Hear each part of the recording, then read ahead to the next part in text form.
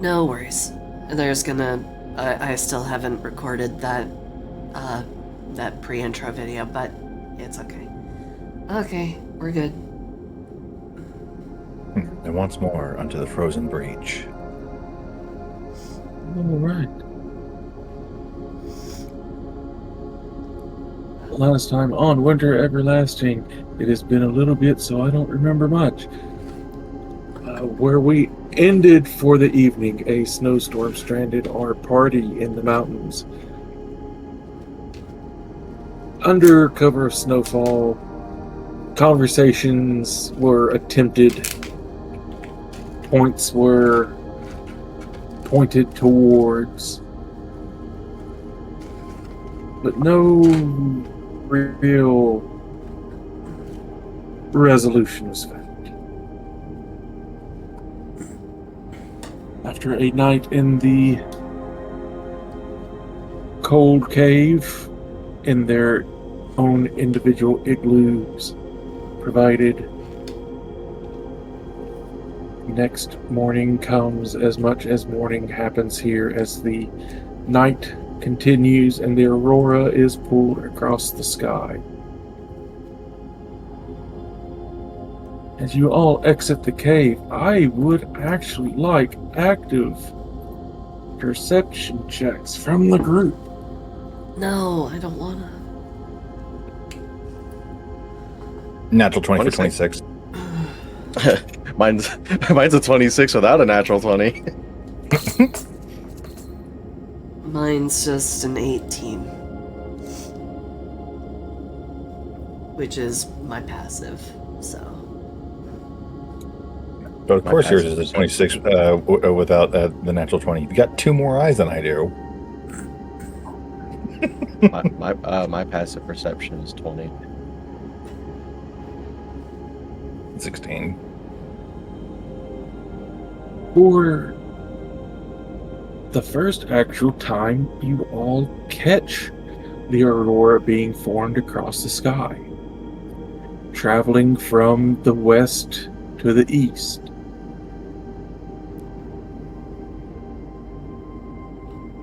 It looks like a large rainbowish blanket being actually pulled across the sky. And with the 226s, you've managed to spot the point where it is being pulled from. And you, Lash and Atropa, catch what looks like a massive white bird at the lead of the aurora. Something is physically pulling this aurora and the night that accompanies it across the sky. It's the bitch. Well, that's interesting.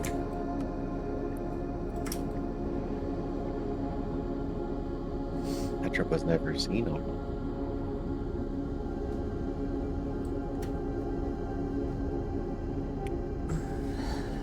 I mean, I'm pretty sure it's not horrible. Maybe they. It's a little big white bird. Big white bird. He's a bird. It is bird. You two can do that accent much better than I can. First I shoot, then we eat. I want my bird. What in the Kentucky Fried Flour? Probably tastes like frozen. But we're making 2 completely different references. Anyway, okay. Yep.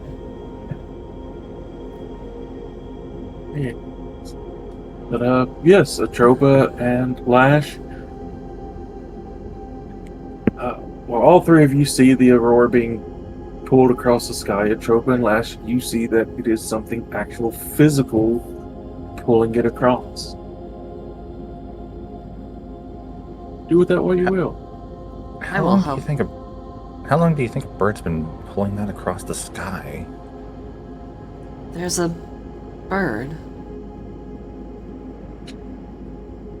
And Yeah, it's at the front. And she'll point at the very front, just show like to see if Octavia can actually see it. Strain your eyes.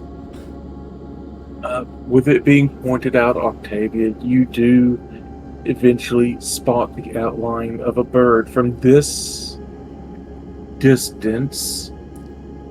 With its size, anyone who wishes can make a nature check. Nature check.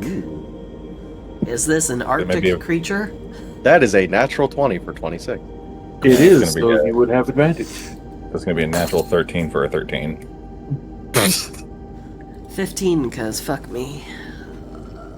Yeah, natural 20 for 26.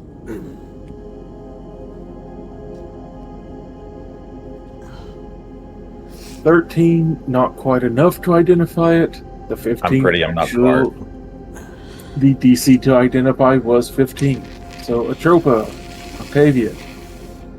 This is a rather rare Arctic rock. Ooh.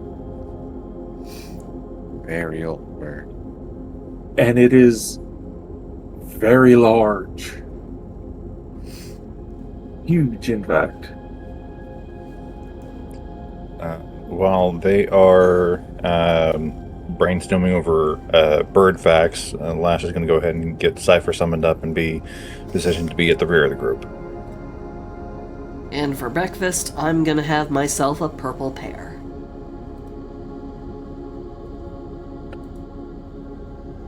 Roll that d20.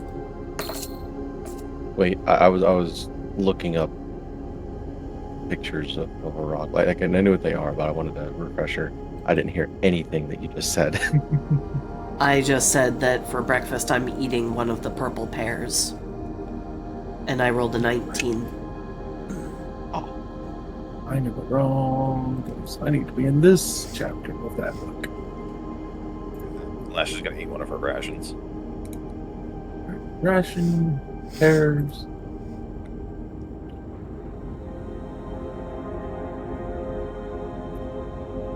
Atropa is good. She does not need food yet.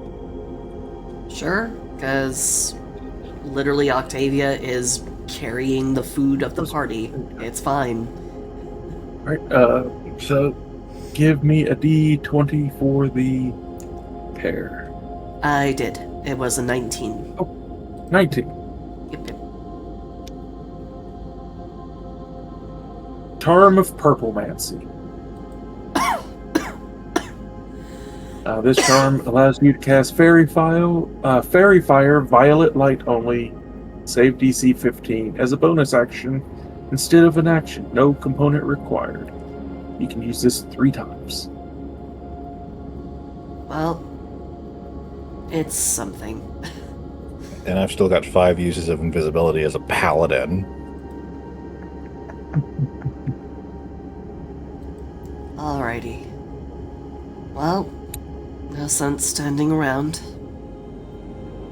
Gets on to her, gets on to Reva's back and, starts trotting along. Right. Making your way further into the mountains you go. As you watch, Bellana keeps track behind the group. And as you progress through the valley between the mountains, Octavia, you do get the last check-ins of your groups. Oh boy. Okay. And that's down in the current goals. So. Yep, and she will relay that, well, it appears Master Zhou is not really so much of a prisoner, he's kind of a incidental guest. Arveatrix must have been out of touch, and the ownership of Wormdoom Crag must have changed.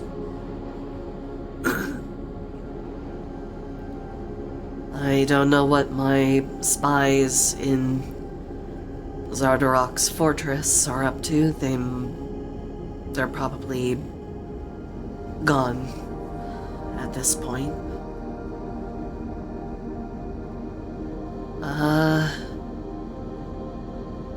Well, it appears that that Master Zoe's daughters are alive and well, and they are being watched after.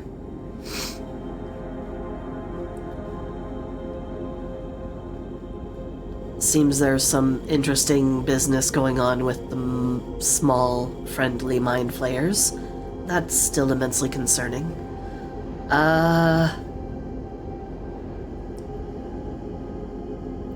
Let's see. Oris. Who is Oris again? This is player me, not remembering. The half-orc speaker lady in Tourmaline. Tourmaline. Looks like Tourmaline is going well-ish, but it also seems as though the goblins and kobolds are eager to go back in and try and fight the Lama Sombra. The Lama Sombra. In her response, because she's allowed to respond to sending, she is going to remind them that the creature within is invisible to creatures that can see in the dark. So arm yourselves well, smoke the place out, flood it, whatever you need to do, don't face it. Find a thorn bush and wrap yourselves in thorns. And everyone who got sent up to Lonelywood appears to be doing good. Yep. Everyone is doing well. All teams are doing what they need to do. Thanks for the check-in. Yeah.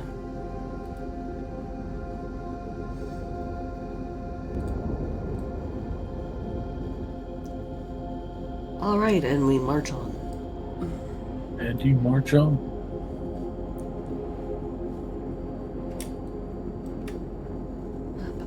There's Also, Atropa is switching weapons from the air render to the musket. She wants to give it some. She wants to give it a shot. And now it's a CR20.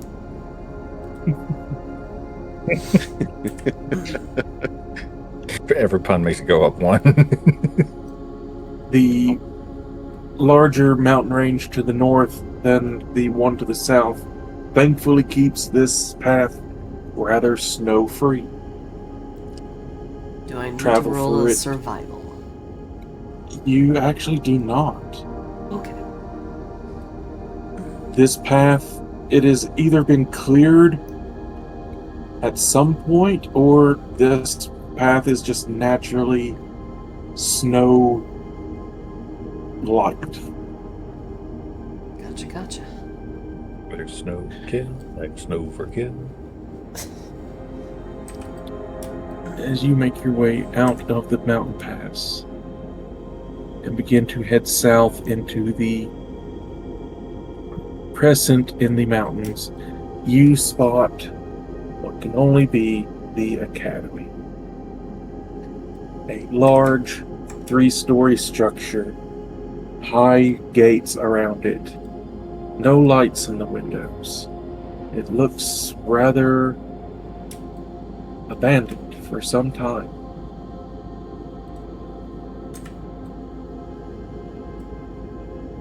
But the footprints going in and out of the front gate say that it is not quite so empty.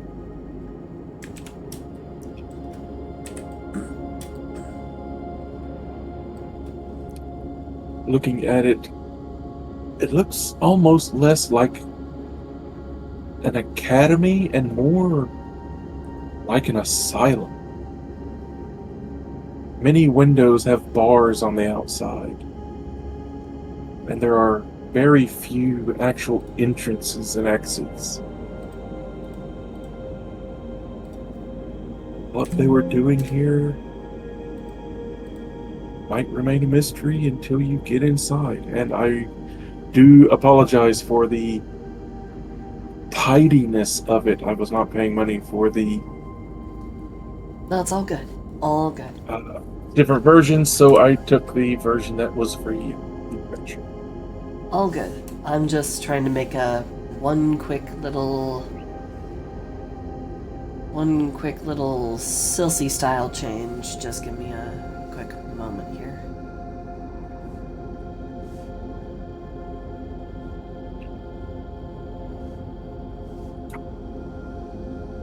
Please continue. I'm just doing my normal fuckery. Don't worry about me. Not me trying to zoom in on the map. Shut up. Know my pain. Know my agony. Okay, there we go. As you approach the gates, you do find them locked. A thick chain wrapped around the gates, and a very large, rather well worn but not damaged by weather lock.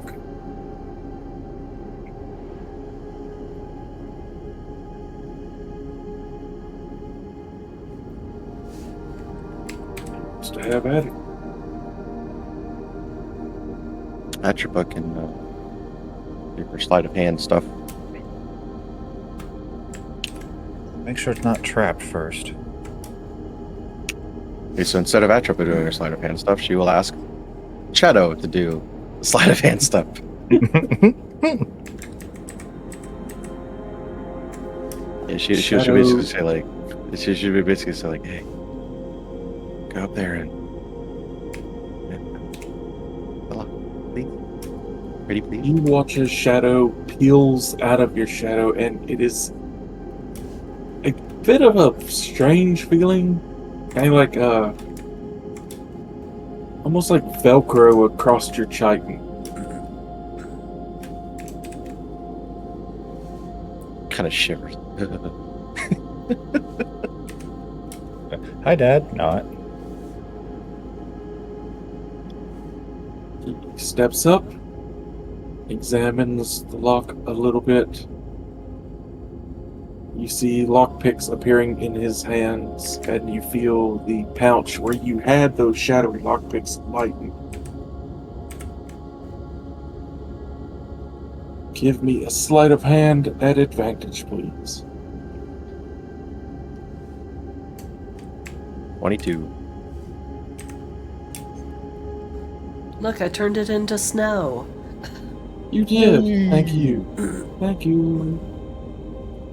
Thank you. And I kept it colored. Unfortunately, colored in some spots it should not have been. My Warm in the courtyard. apologies.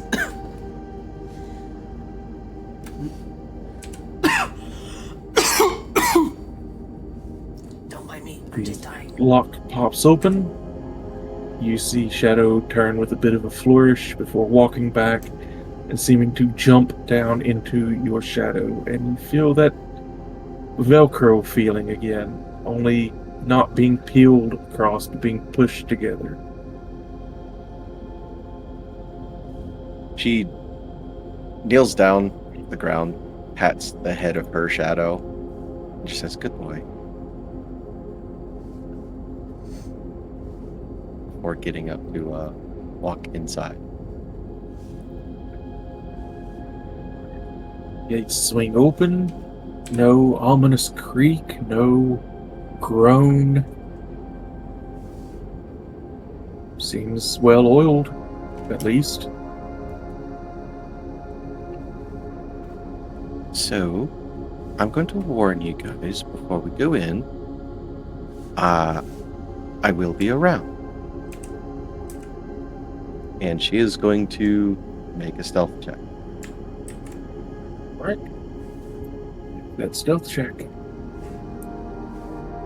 29.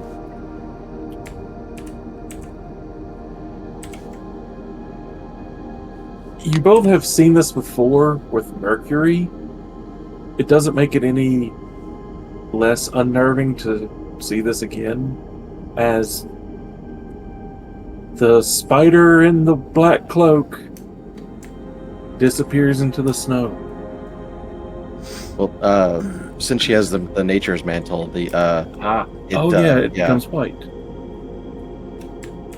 It transforms to her surroundings, which I find that so freaking funny. That I'll forever be upset about this. That the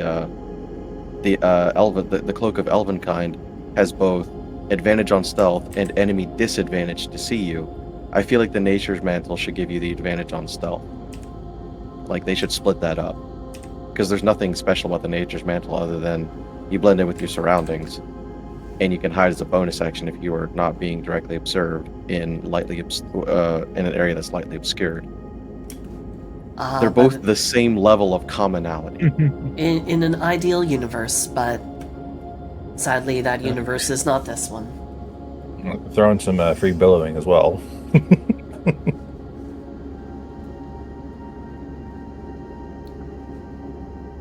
Mercury's foxtail cloak actually had the free billow. Nice.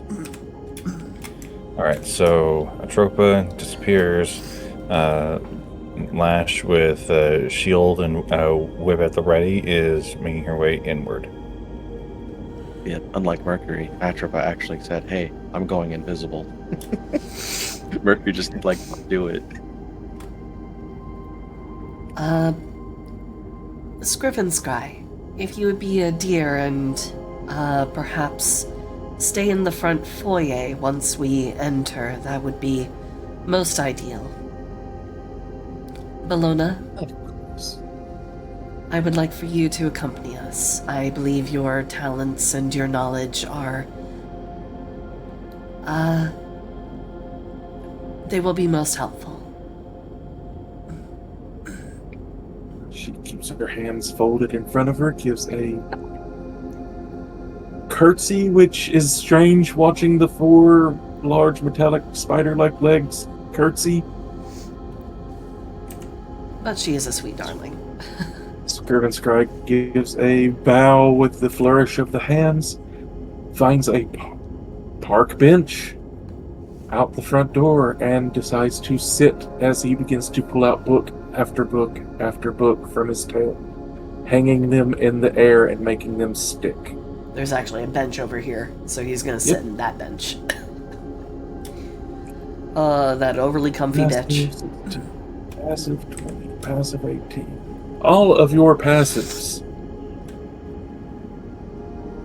You see faces in the windows watching you.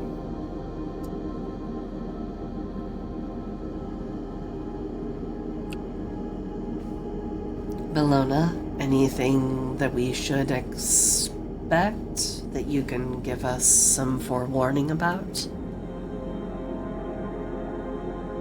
Yes, these would be patients. A loosely applied term, I'm sure. Well, no An time quite like the present. In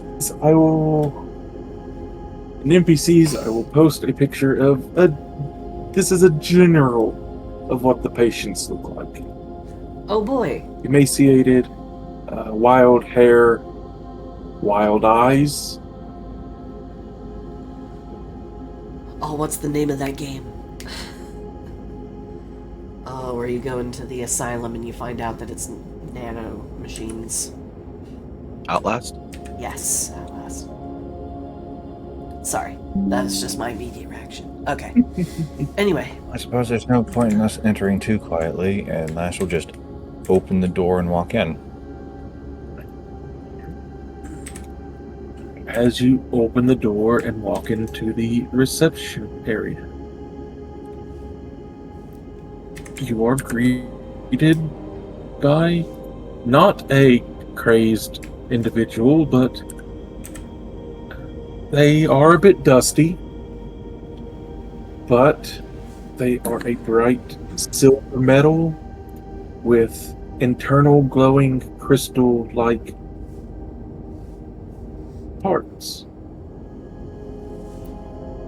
They had been standing, arms to their side, a little slumped forward. And as soon as you enter, they start standing up. You watch as a few what look like canaries of the same material emerge from the back of their chest area. Greetings. Are you here to admit? Who No, is we're just the here. patient? No patients. We're just here to see the doctor.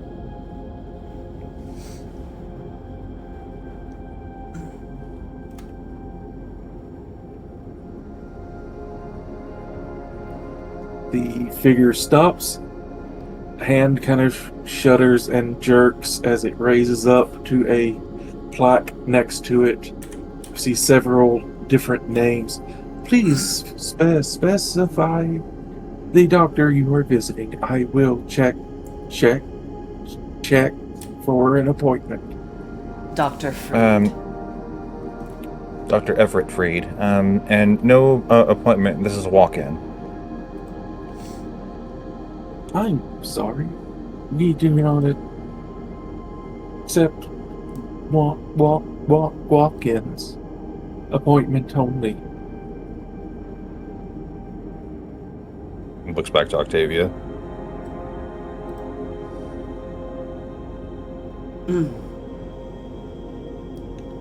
What my companion here means to say is that our appointment was made last minute. It may not be in your records. I do apologize for the lack of communications. Out of character, Atropa, are you continuing on inside? I imagine you're not sticking around to watch us play bellhop. No, she is actually staying right above. What she is also doing is she is taking out her her clockwork earwig, and she is going Earwig, to. what the fuck? Yep.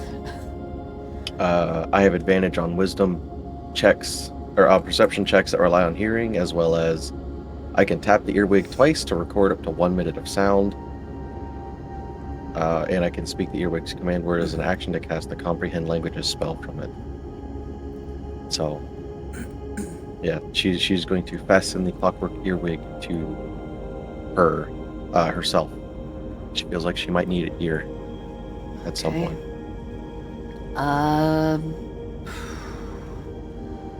Can I Yeah. assess the general level of power that may be required with Crystal to maybe make this thing not give us a hard time? Give me a perception check, please. Not nearly as Or much in- as your robotic maid, but yeah. 20, Oh yeah, no. 23. This thing doesn't seem to be very challenging at all. And much less sophisticated as Balana. A general guess would be at least 8 shards would put this thing on your side of things. I don't want to use shards if I don't have to, but fuck. I don't want this thing, sounding a fucking alarm. I will hold off on that, and hopefully I can persuade it into believing that maybe our communication for setting up the appointment got lost in the blizzard.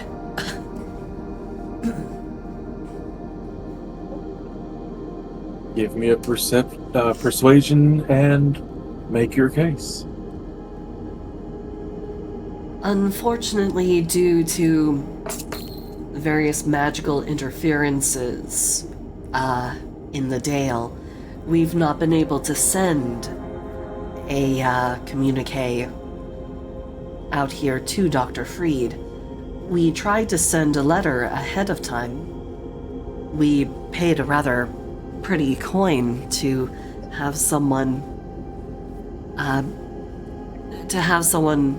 bring it here, but unfortunately, it seems they did not arrive. There was a blizzard on our way here. We were fine, but we saw no trace of our messenger. We really did make an effort to try and set up an appointment.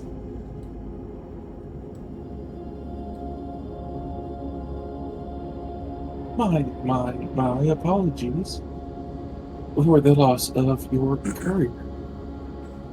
Would you like me to inform Dr. Freed of your arrival? Oh no, he was supposed to be expecting us.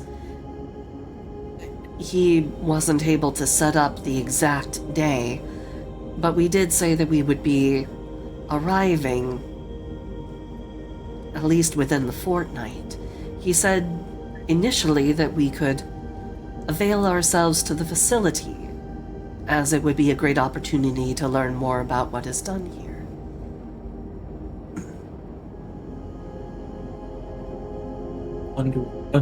Understood. The doctor is in the private workshops. Thank you most kindly. You will have to make your way up to the warden's office to unlock the workshops.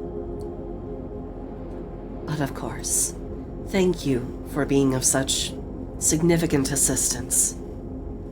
And she will give a curt head nod, and she will turn to Lash and... Yep. Please, do not interact with the patients. They can be temperamental. Understood. Thank you for the warning.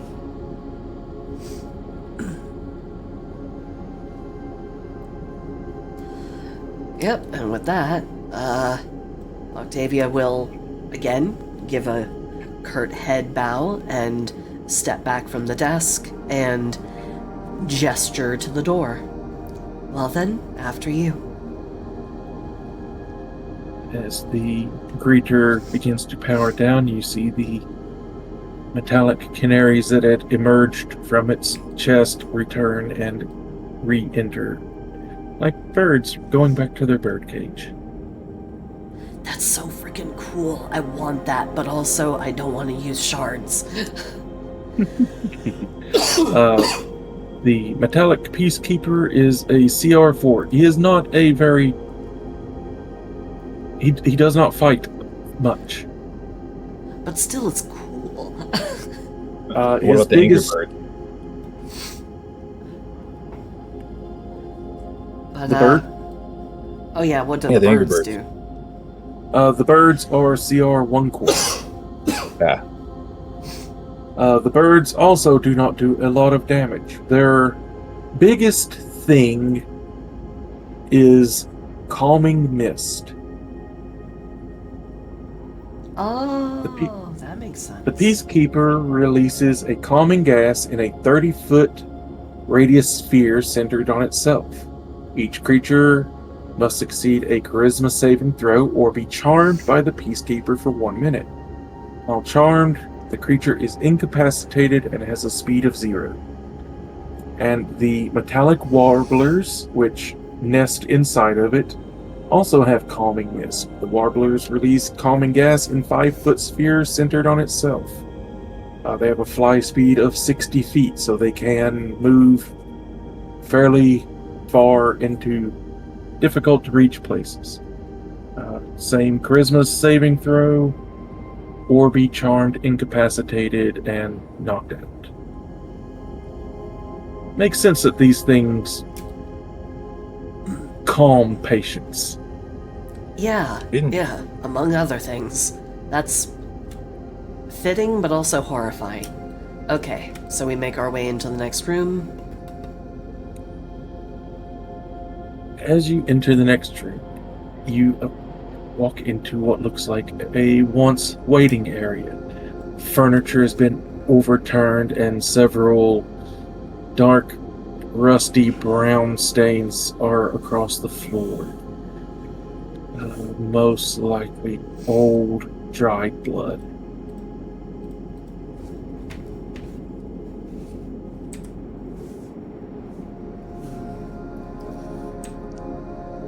Alright. And where do you think would be the next best direction to go? We need to go up. Did he say that we needed to go to Onward to unlock the workshops again?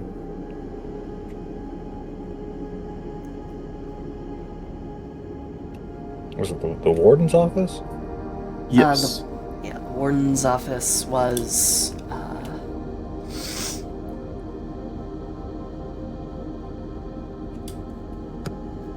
I'll go look for them. Alright. Oh, Tropa Jeepers. There you are. Yeah, she's up on the ceiling. Be careful.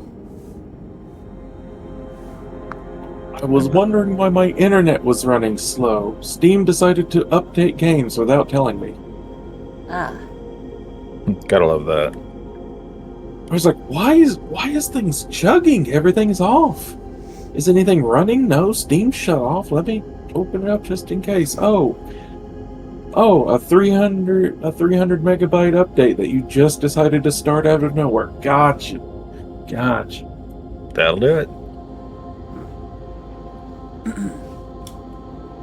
I've added stains to the floor. Gotcha. Thank you.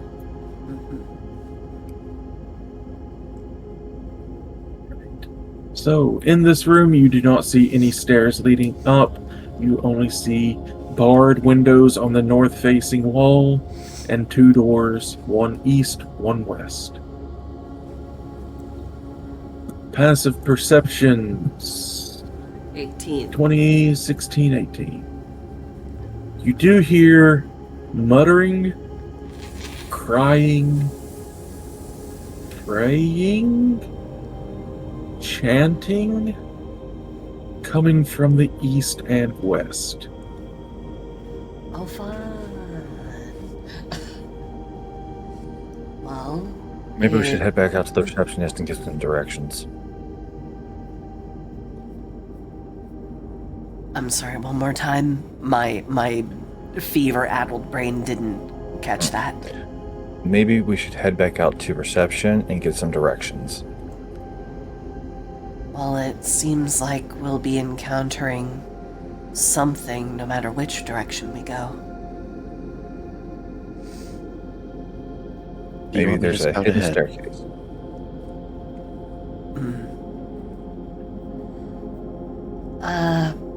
Well, let's go ahead and poke our heads back in. Octavia will go ahead and walk back over to the door. She'll open it up briefly, lean her head back into the reception room. One quick question, if I may. You watch that same jerky motion as it begins to stand back up, turning its head towards you. Yes. What would be the fastest way to ascend to the upper floors?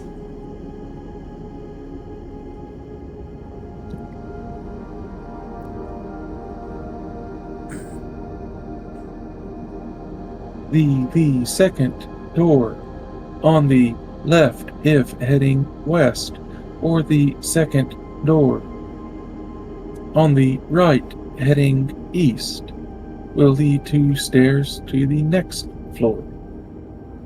Then north through the hallway to the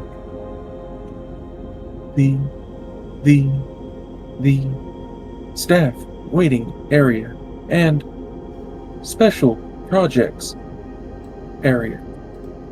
Upstairs, one more flight to the warden's office. Understood. Thank you so much. Closes the door. Alright, looks like this place is big on symmetry. So, second door on the left or second door on the right? Alright, I'll scout ahead, make sure that, I can find all the threats, if there are any. And if you want to go, you can, but otherwise I can come back to report. Looks down at bloodstains on floor. I think I'm okay with waiting for a little bit. Okay, and don't worry about me. I have means of escape. I'll be fine. But of course. Sounds very familiar. Yeah. Tropa, east or west? Well, she wants to go towards the warden's office, so that was east, wasn't it? It's east or west. Because They It's they like symmetrical. symmetry. You see the steps? Well, when I was listening as best I could, I remember east, so she'll go east. East. to the east to Morrowind. You Okay. pass the first door on your right, reach the door into a hallway. You see at the end of the hallway many beds have been piled up against the door in an attempt to block whatever is further that direction. Don't open. Dead inside.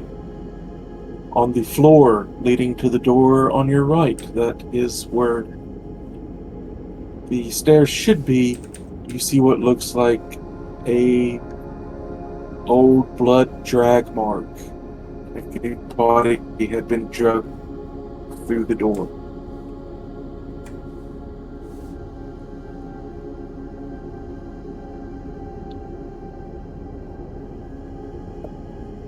She will make her way in. Still on the ceiling, right? Yes, she is still on the ceiling.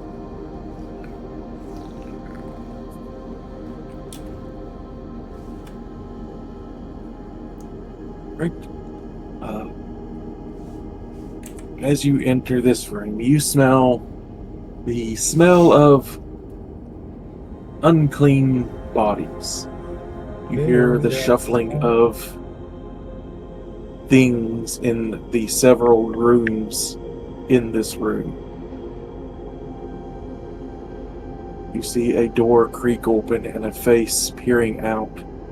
The sides of the face seem to have been torn open, perhaps from screaming so hard that the face ripped. As it looks about, doesn't notice you.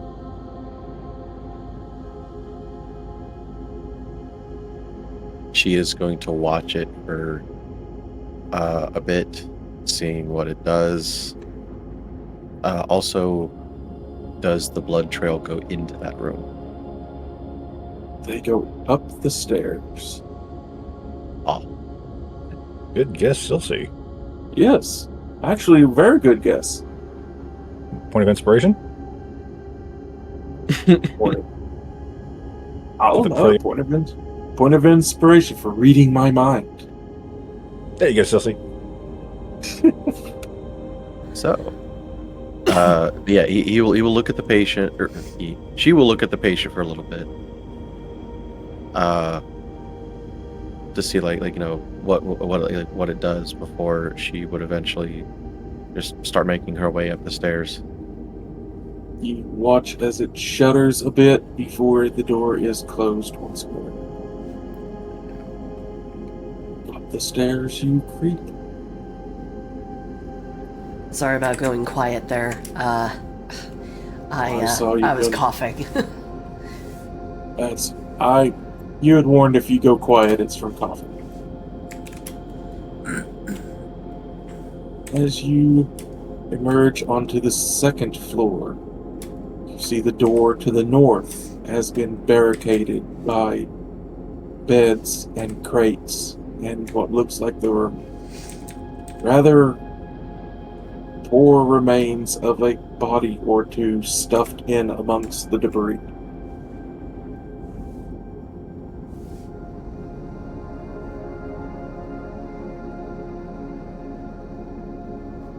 To the south, a few more rooms, and you hear movement coming from them as well. Nothing looks impossibly hard to move, but it would not be quiet.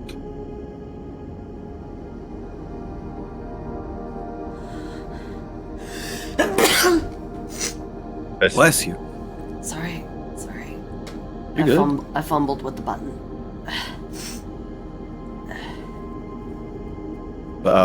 So north is the way to the warden's Yes. office, right? Okay. She will note that and make her way back downstairs.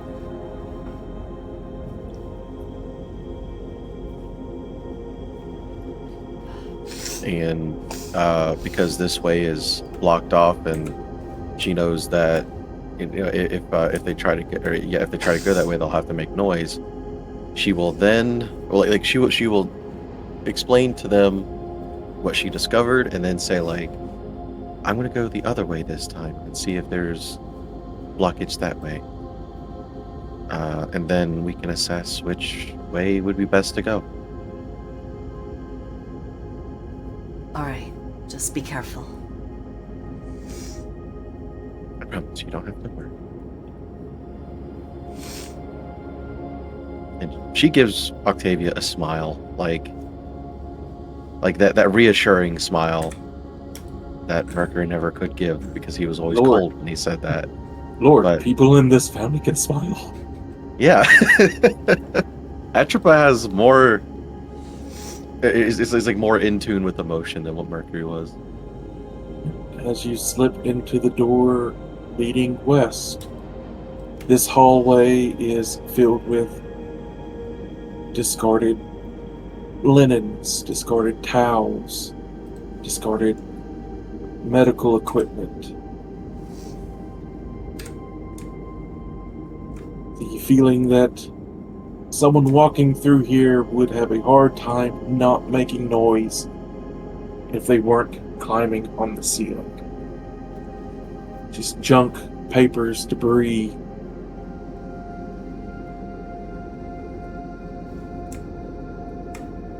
Come, apparently. Shut the fuck up. I'll fucking kill you. Remember, I have the power. I could axe your fucking token a fucking question anytime. From I the can- Oh, look, north, You turned her around on the ceiling. from I the could north, unalive you.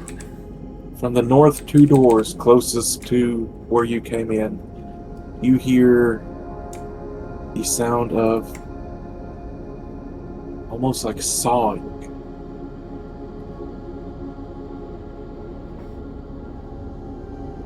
Like automatic sawing or hack sawing? More automatic. The constant sound of something cutting through bone or wood or something. Ah, so these are the current experiments, and east is the failed experiment.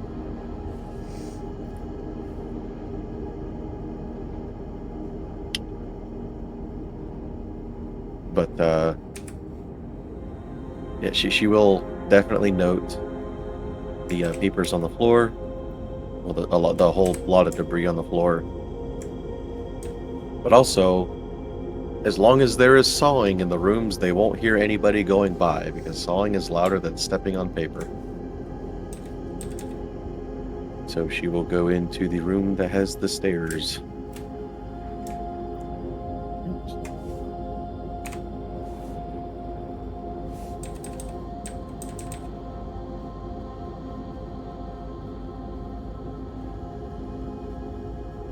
Creeping along.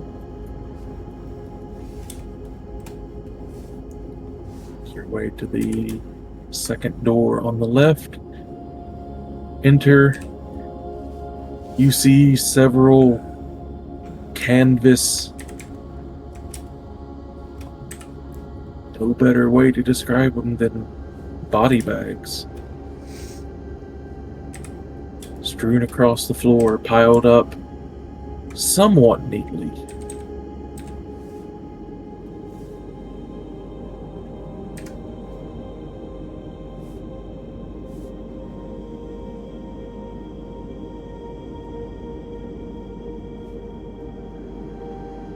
How many body bags? Do you take time to count?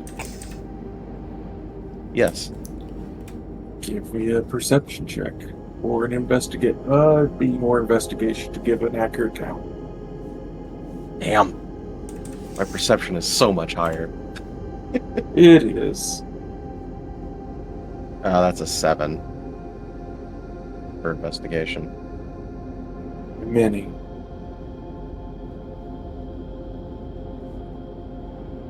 I learned how to fight, not to count. As you do attempt to do a count, you hear something coming up the steps behind you. Something large, heavy. She will crawl into the hallway. Do I need to make another stealth check? You've done nothing to really break your current stealth. Remind me what the number is. 29. Right. We'll put in NPCs what emerges up the stairs. Oh. 9 feet tall, bald-headed, pale.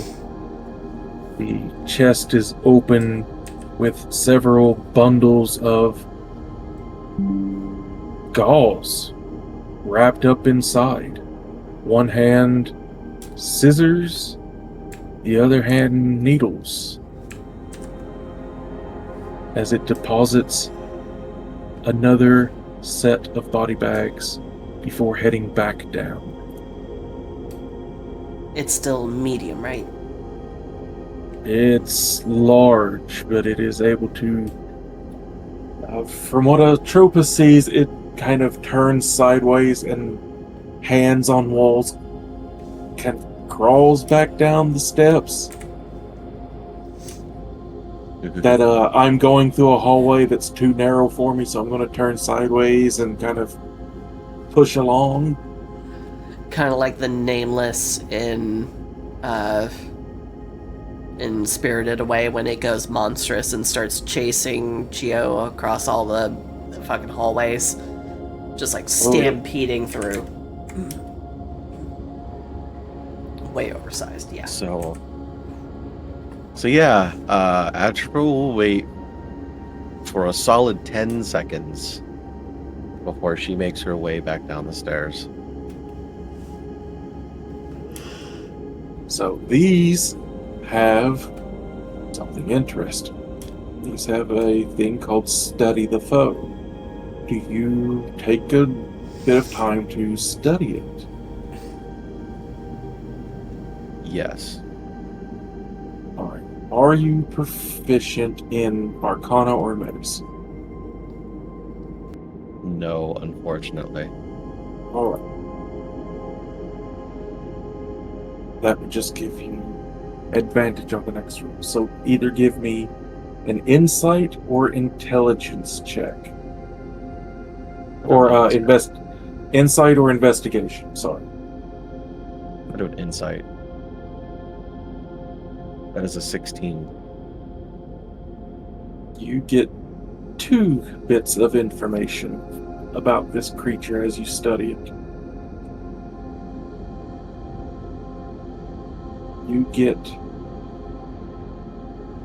You become aware of its damage and condition immunities. It is immune to poison, psychic, charmed, exhaustion, frightened, and poisoned conditions.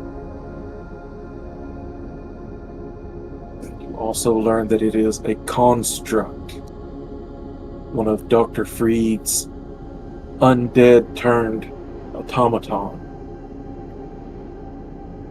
Also get a good idea that getting hit with the hand with the needle would not be good,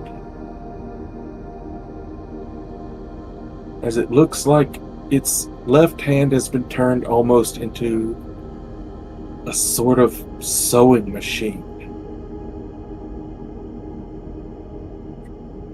So getting hit with that could have bad consequences.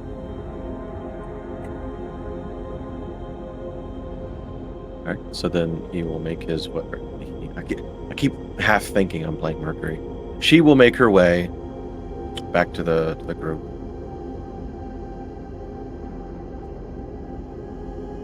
All right. That's how she starts it. I can only imagine her putting her hands together and head tilting to the side. All right. Yeah, Here's what I've learned. I imagine that while Atropo is gone, Lash and Octavia have gone to like just opposite sides of the room, just are not talking to each other. Octavia's just rooted to the spot, not moving.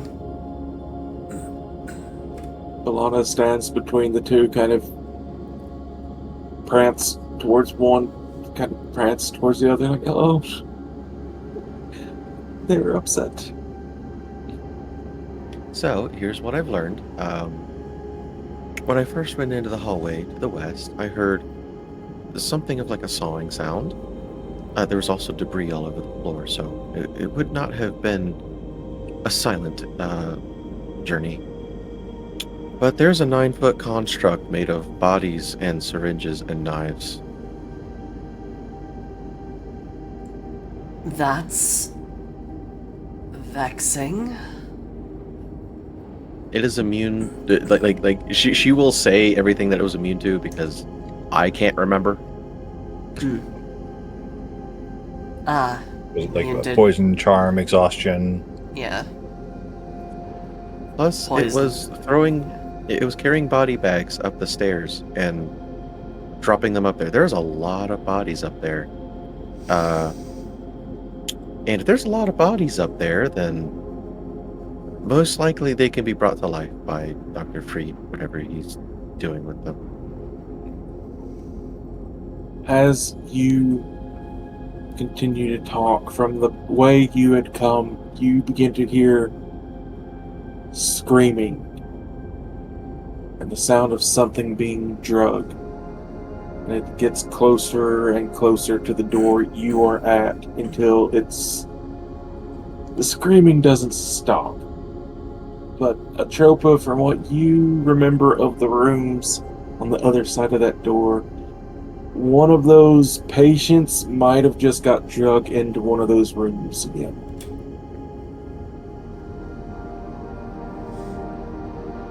Yeah, so since Atropa has the clockwork earwig, she's definitely going to hear that.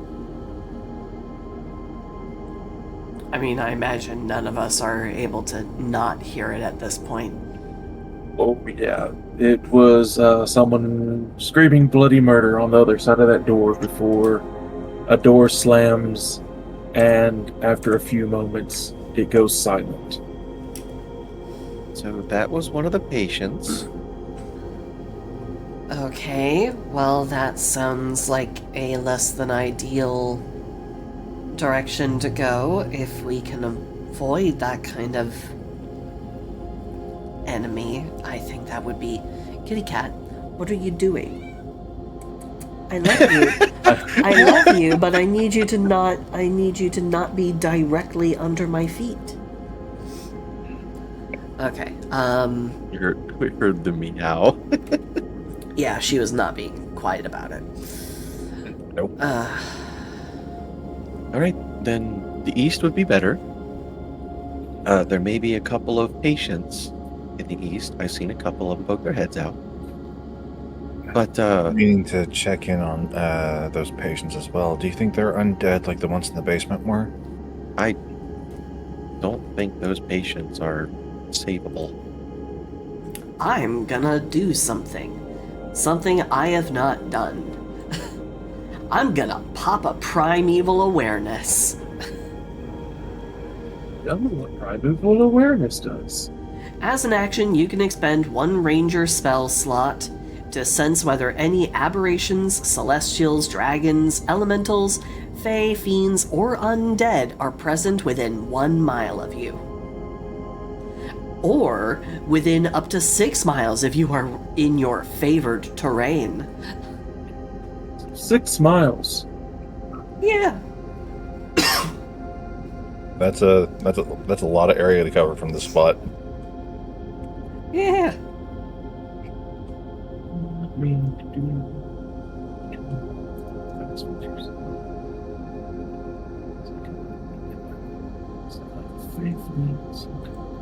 Now, does it tell you like where they are, or just if they're in your sensible zone? It tells me if they are within my sensible zone. This feature Yeah. doesn't reveal the creature's location or number. Watch all these patients be alive, and you pick up on the one undead knoll that's like 5.5 miles away. You ping, and a rather large ping of aberrations.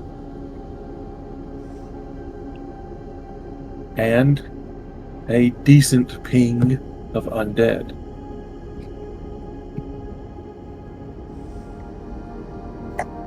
There are many aberrations and there are many undead close to us.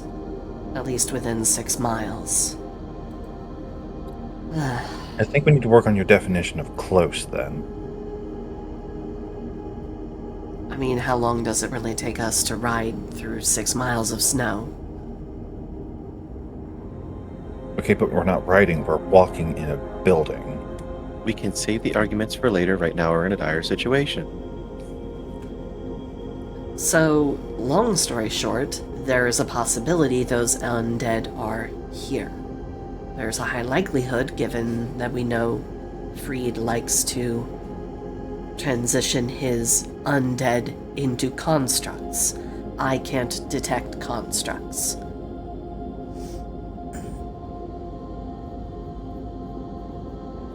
I imagine the patients are probably undead.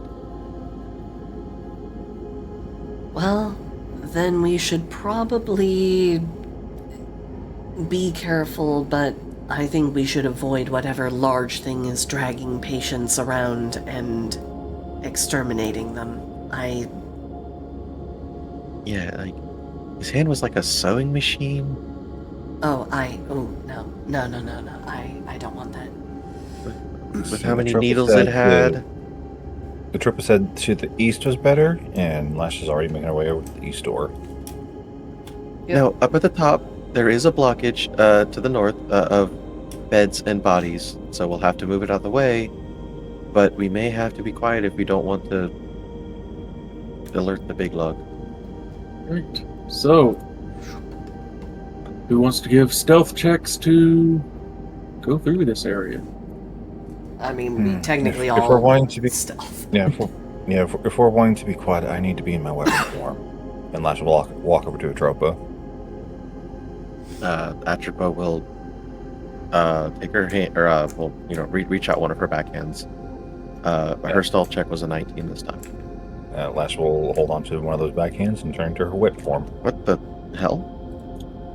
Ignore that. I accidentally pressed enter apparently, and it rolled again. That's okay.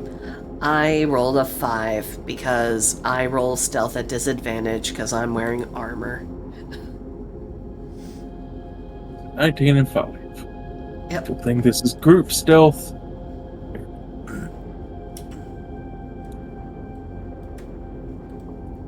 And there's not another armored person bringing down the curve.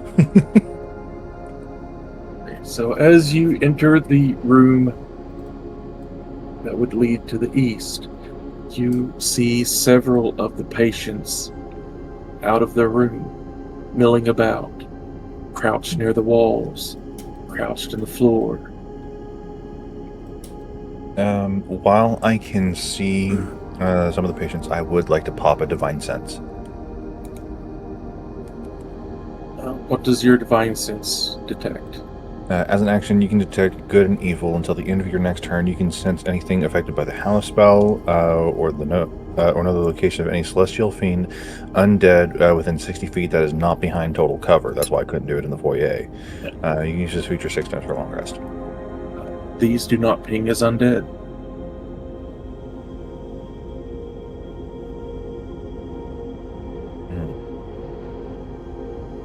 So they're not celestial fiends or undead. So I'll let Atropa know.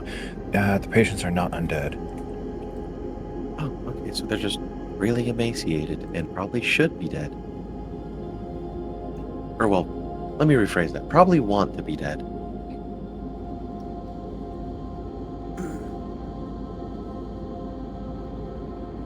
How's Miss Roth doing?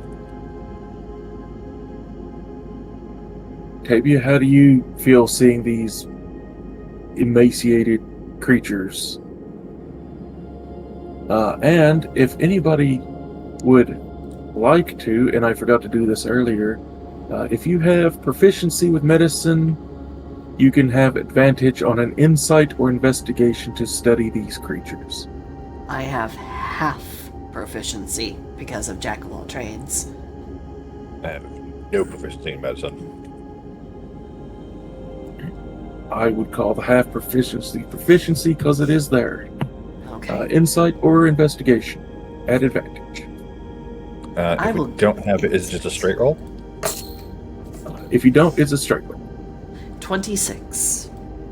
I was bound to get one good roll eventually. 14.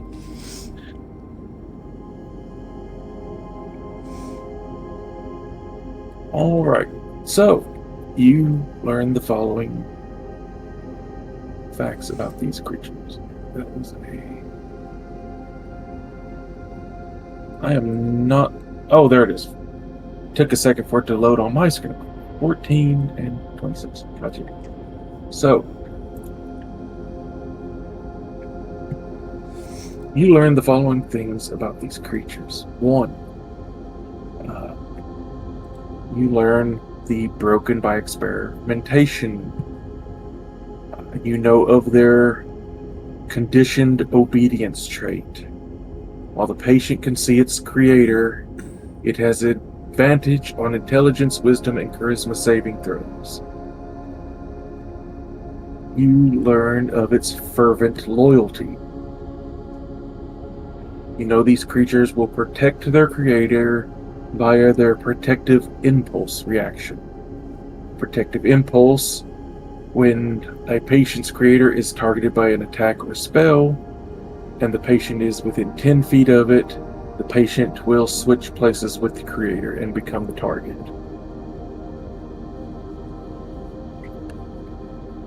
Also learn its combat tactic. Wretched patients are simple minions. They defend themselves and reluctantly fight at the command of the creator. If the creator dies, they flee, cower, or potentially follow their creator's killer. They have been experimented on so much that they rely on the doctor now and will protect him.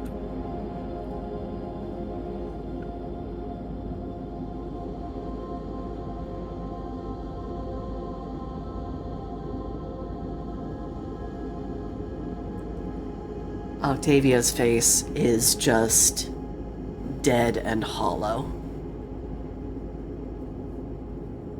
Like there's some pinnacle of rage that has been met and surpassed.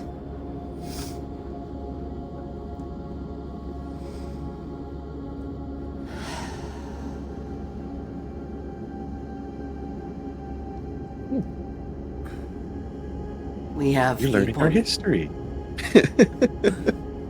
We It's like have you're an learning our appointment. history. Let's Sorry. make sure we don't keep the doctor waiting.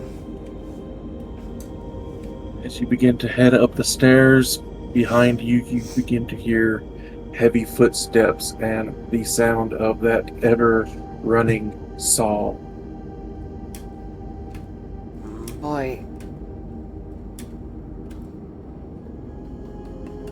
Downstairs, you hear the door open with a thud. You do not hear the same screaming that you had heard earlier. Instead, you hear the scrabbling of feet and hands against the ground as they seem to gather around whoever is down there. Does anyone chance a look downstairs? Atropa will, you know what? Yeah. She will, still be on the ceiling because she's been on the ceiling still. Take a look down there. And that kind of forces Lash to look too.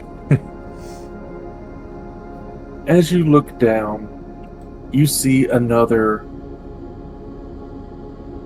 large creature, not like the one you saw before, not thin and gangly. This one is muscular with too many arms, the same pallid skin. In one of its giant hands, you see an ever spinning saw blade as it tosses out small syringes into the crowd of the patients gathering them up and retreating into their rooms.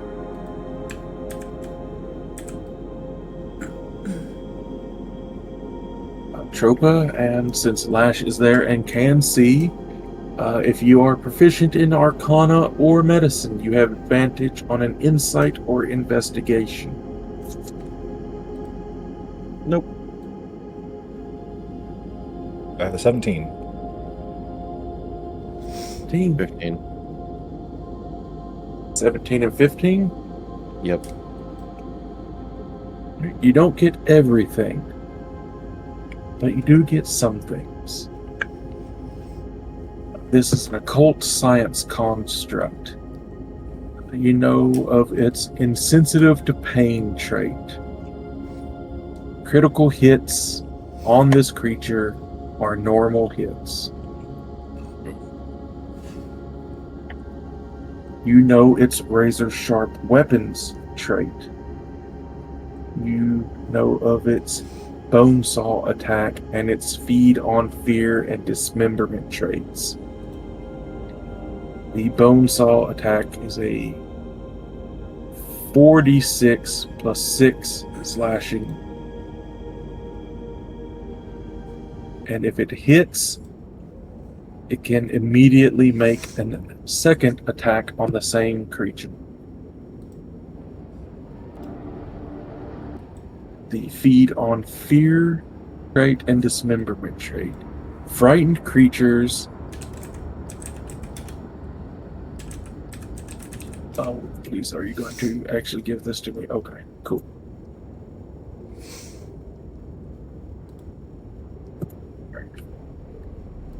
So, feed on fear. Frightened creatures have the helpless and defenseless conditions against attacks made by this creature.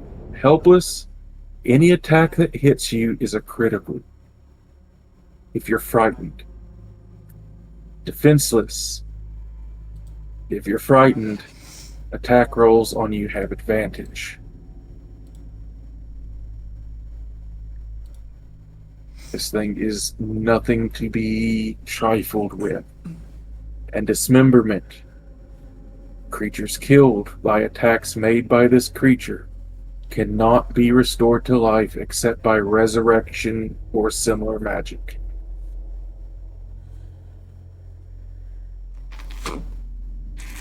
Sorry, what was that last bit? Dismemberment. Creatures killed by this creature's attacks cannot be restored to life except by resurrection or similar magic. Okay. If it kills you, you're dead until the good stuff can be cast on you.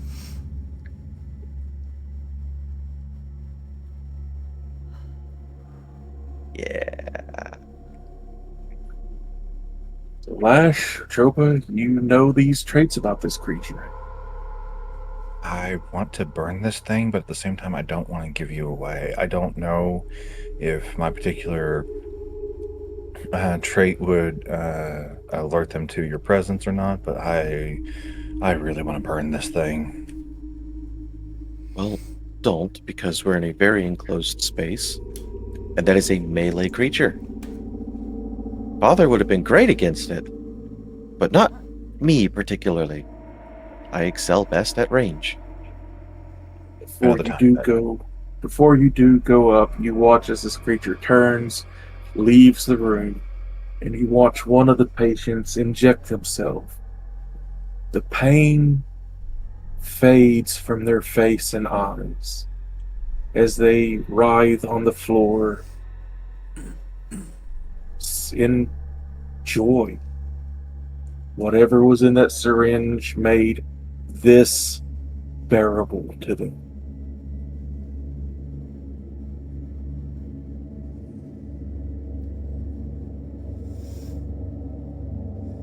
Yep.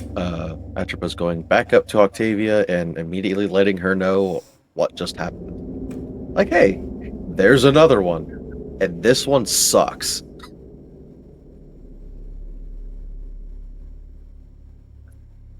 Duly noted. As you all rejoin upstairs, Bologna makes herself useful. Her size able to move some of these cots out of the way without making a large amount of noise. There is some. You do hear what Atropa's going to do is she will use her advantage to on perception for like listening or hearing, and basically tell Bologna to move the beds whenever she hears the bone saw going, to minimize the amount of sound that they can hear from the beds. Yay, help action. Once the beds are... That's just, I don't need a help action. I have advantage on hearing. I have to say, you were giving Bologna the help action. Oh. Sorry. If anyone would like, they can make an insight check on Bologna. As she moves the crates and beds and bodies. I'll give an insight. 9. 16. 15. That's 16, 15. Atropa and Octavia. She's not doing good. She's keeping a smile on her face. She's not in a good place right now. This is very much against everything she's pretty sure she was made for, helping.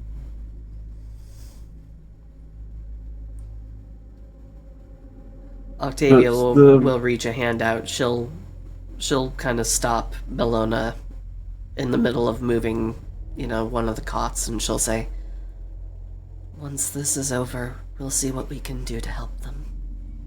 I promise."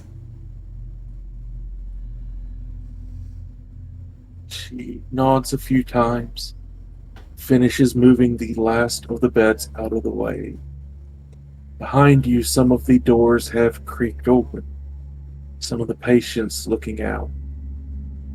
They see the giant mechanical maid.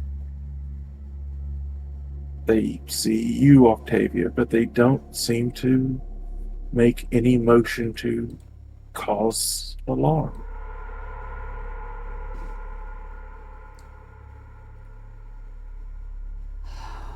Okay, I'm gonna pull a stupid gambit, so apologies if this goes wrong, guys. So Octavia's just going to look at the patients and go, "Our apologies. We are new doctors here.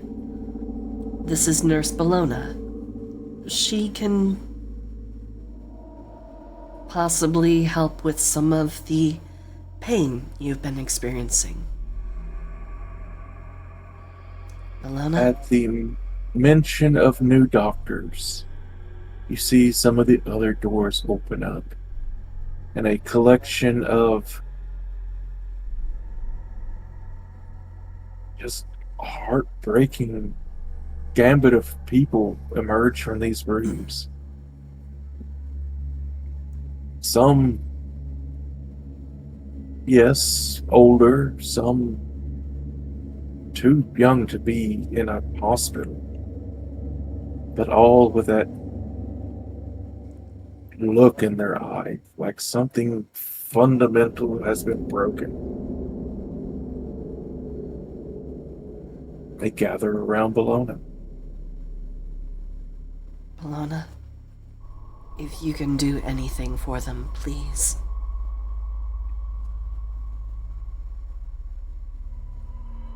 She will give you a nod. You watch as she holds up a hand and cycles through a few of the syringes that she has available and begins to administer some painkillers.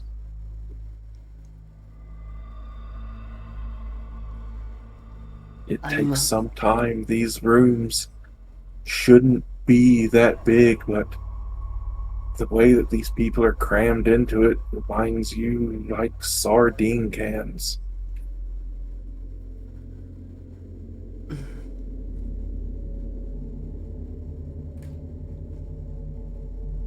We were told to come here as new doctors, but we're going to be doing an outpatient program. After we speak with one of the administrators here, we will be providing new accommodations and better treatment, I promise.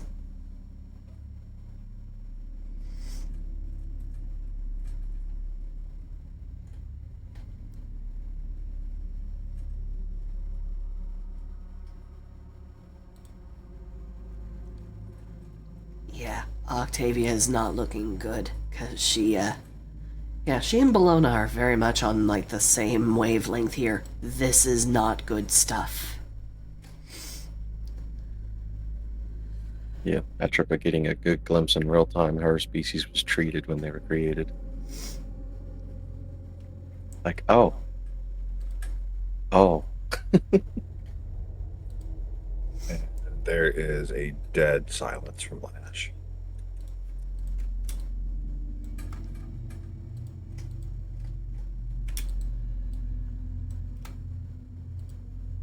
Eventually, Bologna is able to work her way through the group in this area. The path is clear. You're free to move further north.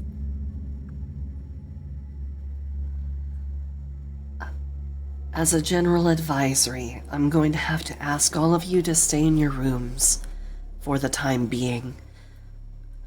Do not respond to any calls from any of the other doctors. Their line of treatment is under review. So please. Many of them, they begin to shuffle their ways back into the rooms. One of them, you look and the leg appears to have been taken off and put back on from the number of scars many times, as if someone was trying to perfect the way she walked by trying to readjust the leg but could never get it quite right. She comes forward and hands over what looks like a doll made out of gauze and cotton balls and scalpels to hold the arms steady.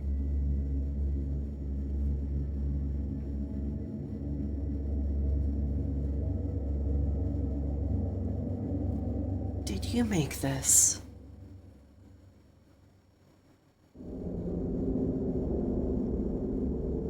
She gives the best smile she can. You see the teeth are sharp, pointed, like they've been filed.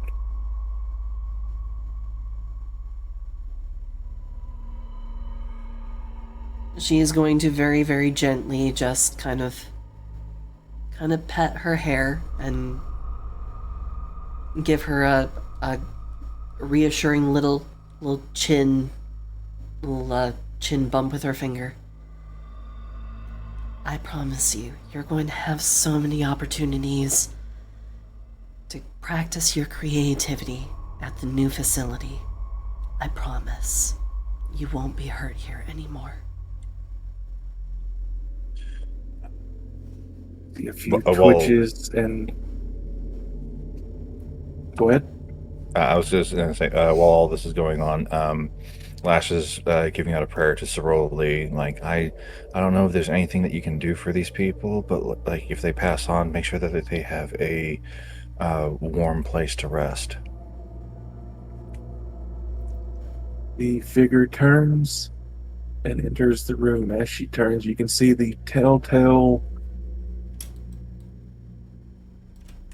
point at the tip of the ears, half elf. Some of these It's not easy being humans, the some one of everyone counts these on to keep your operation running. halflings, gnomes, mostly larger humanoid, a few smaller humanoid. Nothing wide, no.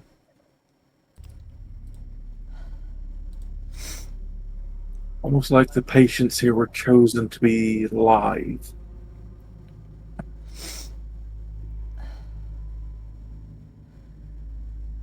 We definitely need to help them when we finish with Dr. Freed. I can't leave them like this. You're cutting out. I know, I'm Your sorry. anger, your anger made you cut out. It's weird because my connection strength shows all bars. My apologies. Also, I am getting extra drippy in the nose again.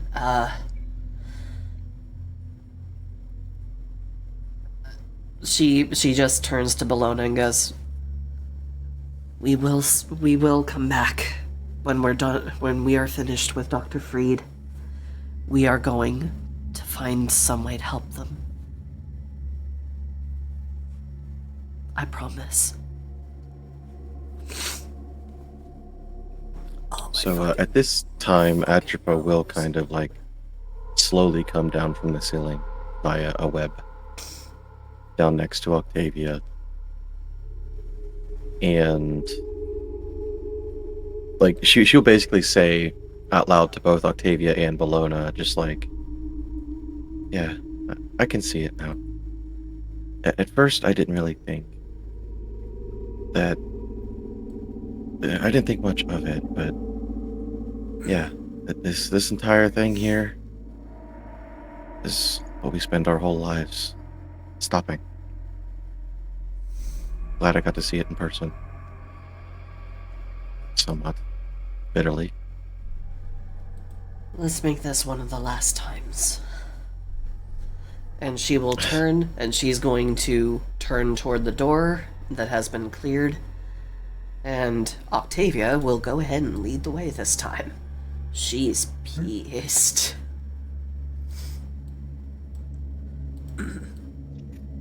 Stay close to her.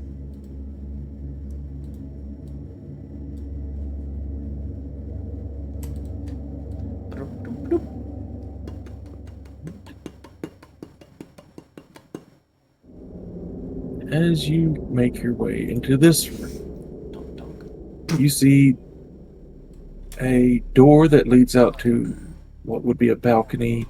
You see an alcove with dozens of books, medical theses, alchemical recipes, just a vast collection of medical knowledge. You also see a pair of medical tables with restraints and devices that look like they affixed to a head.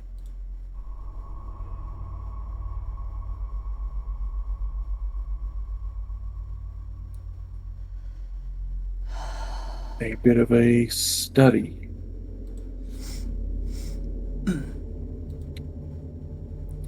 and stairs going up. Are these like alchemical bottles and stuff, or are Yes. these like torture tools? Okay. Anything- Alchemical things and a few jars with organs inside. I will take alchemical chemicals that don't have bits and bobs floating in them. Anything that seems like it's still clean enough to maybe use as a material. I'll take alchemical chemicals for 200, Alex. Yeah. Yeah, because I need to have that stuff, because that's the material component for a very, very important spell that I have. Big dick in the locker room? Huh? Big dick in the locker room? No, not exactly. Purge contamination. It's pretty much like my only real healing spell. Okay. And it's very specific. It is expressly for delirium. Gotcha. So yeah, I will go ahead and take what alchemical ingredients I can grab from around the counters, and I'll drop them into my bag. About how much? This room, when you enter the room, it's like stepping almost into the past. There's no debris here. There's no dust, really, even in here. The patients seem to have been kept out of here, so everything is in good order. Give me a D100, please.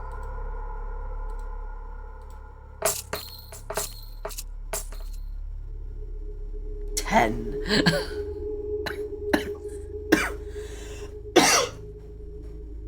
It's fine. I still have the 300 from the previous location. Oh god, I'm starting to feel fever, sweats, and heat flush. Oh, no. Fuck. Ugh. We will get along as quickly as we can to let you be turned loose. You do try to not pick anything that has parts in it, and that makes it a little harder. You end up with 10 gold worth of alchemical agents. That's fine. 10 is fine. I would have preferred more, but 10 is fine. Better than nothing. Okay, so now I have 310 gold worth of alchemical fluids. Okay. I guess after doing a quick little sweep and seeing the notebook over here, right? There's this Yep. desk over here, book and everything. Indeed. Octavia's not even going to bother to look at it. She's just going to be like, Bellona,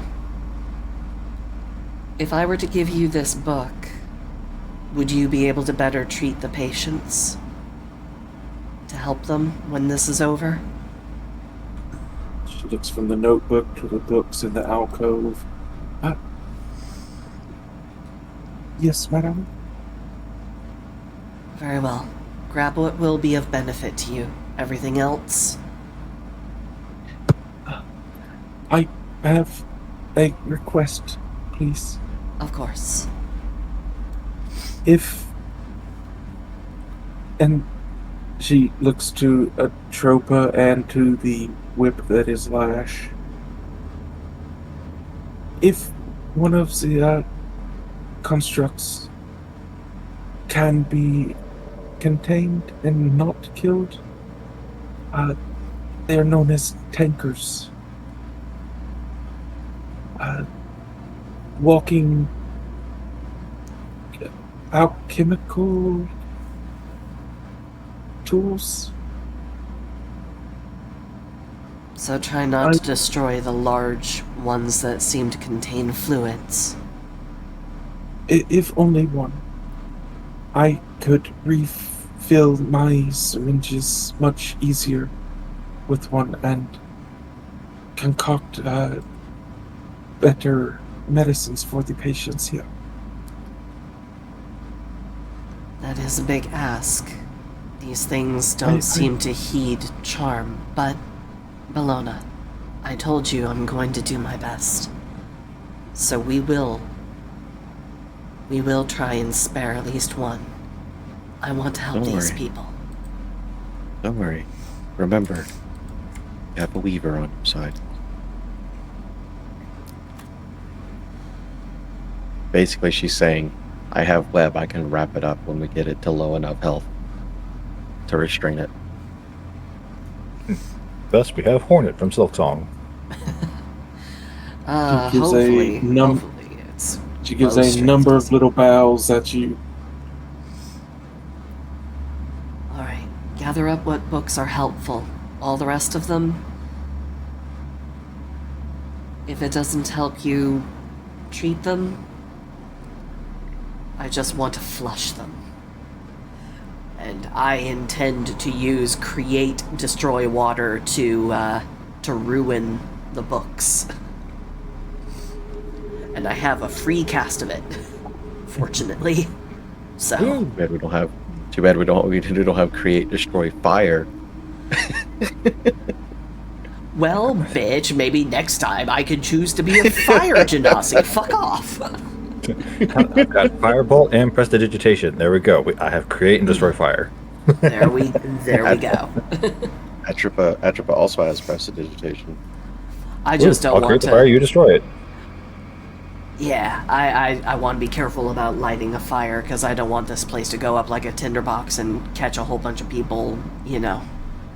We don't want it to be miserable like the basement. This is not Basement 2.0. Yeah.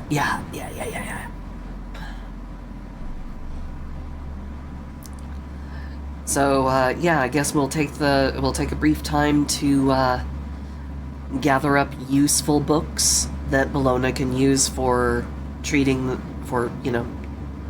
educating herself on good treatment methods, and then all the rest we are going to burn and I will extinguish.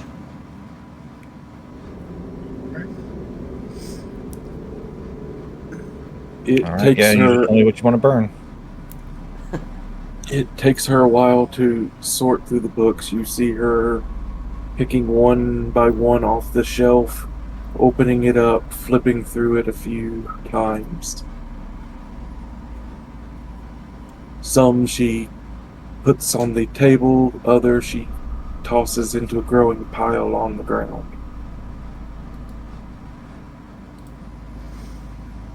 If you wish to take a short rest, I know you haven't really done anything that warrants a short rest, but this is enough time to count as a short rest. I'm not against it. Yeah, I'm not against it either.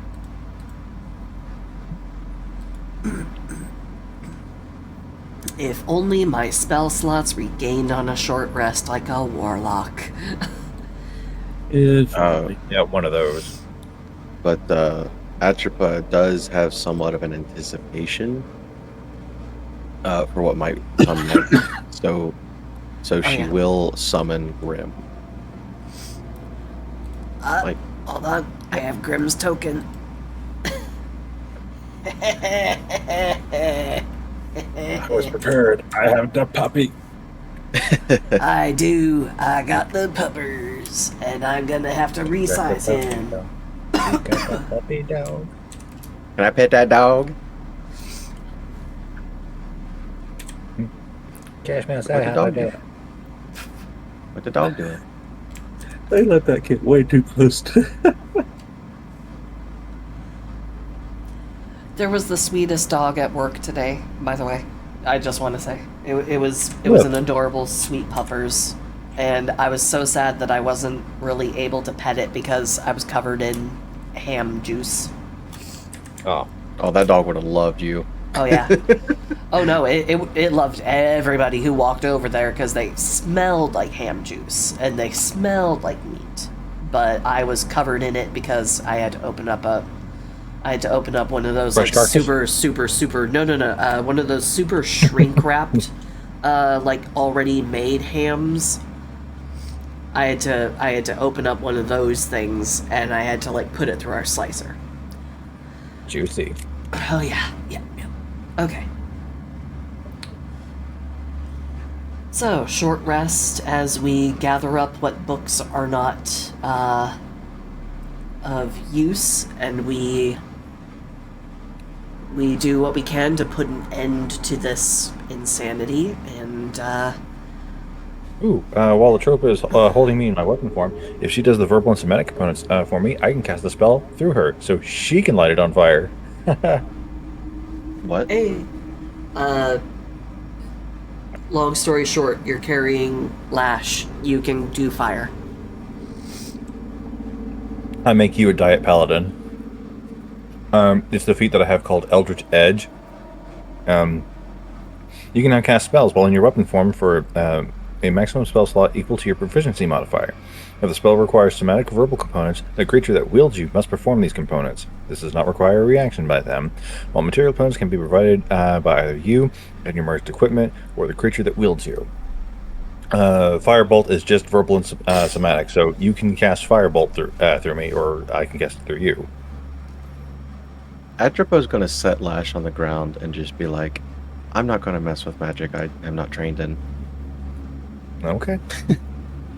For the moment, she'll turn back into bipedal form, burn the books, and then go back into weapon form to be picked up. It might actually be better for you to stay in your box form. Oh, are we... You- It turns back into bipedal form. Are we done with stealth? I think so. I mean, you're tanky, right?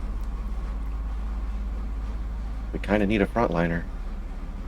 Yes, I am tanky. I didn't know if we were done with the stealth. Well, we don't know what's on the third floor, but it didn't look like that big of a chamber as we were approaching, so... I mean, again, I can always still scout ahead. I'd feel better if you took me with you this time if you scouted ahead, just in case something happens. As I had As mentioned you are all before, talking, you burn the books, right? Yes, we have burned and I have extinguished. So, leaving a small bit of ash and debris on the floor, from the stairs, you hear the clanking of metallic feet. Small feet, but metallic nonetheless. Lashes immediately You see- whipping out, getting ahead of everybody with shield out. You see 4 mechanical legs underneath a golden orb. It walks past all of you, and who would like to give me an insight check or just rely on passives? 16, I'll just- 18, 16? yeah, I'll just rely on passive. Passive. I'll give an active roll. 17, one less than my passive. I should have gone with my passive. Those are all enough. It doesn't have a head, but if it did, you would think that it tilted its chin up at all of you as it walked past you? Did this thing just give you snark?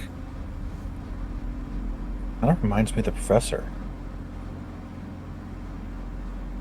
It walks past to the pile of debris, and underneath it you see a, well, rather bright blue beam engulfing the pile of ash and dissolving it. That might be why this room is much cleaner than the other rooms. This thing's a It's a Roomba. fantasy Roomba with snark. Doesn't have a nose. How can it look down at us? Octavia is strongly considering grabbing it, but she does not have time. Does not have Atropa time, has- does not want to put the resources into it. Atropa has a bag of holding.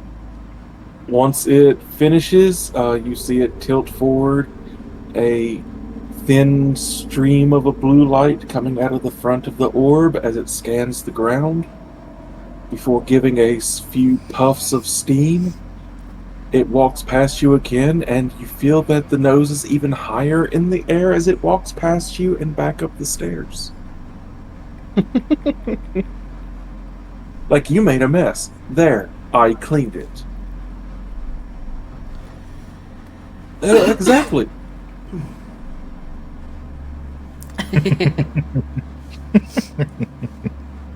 Well, it seems to be enjoying its job. Let's go ahead and go and enjoy ours. Doctor should be just ahead. And Lash will head up the stairs. Head up the stairs.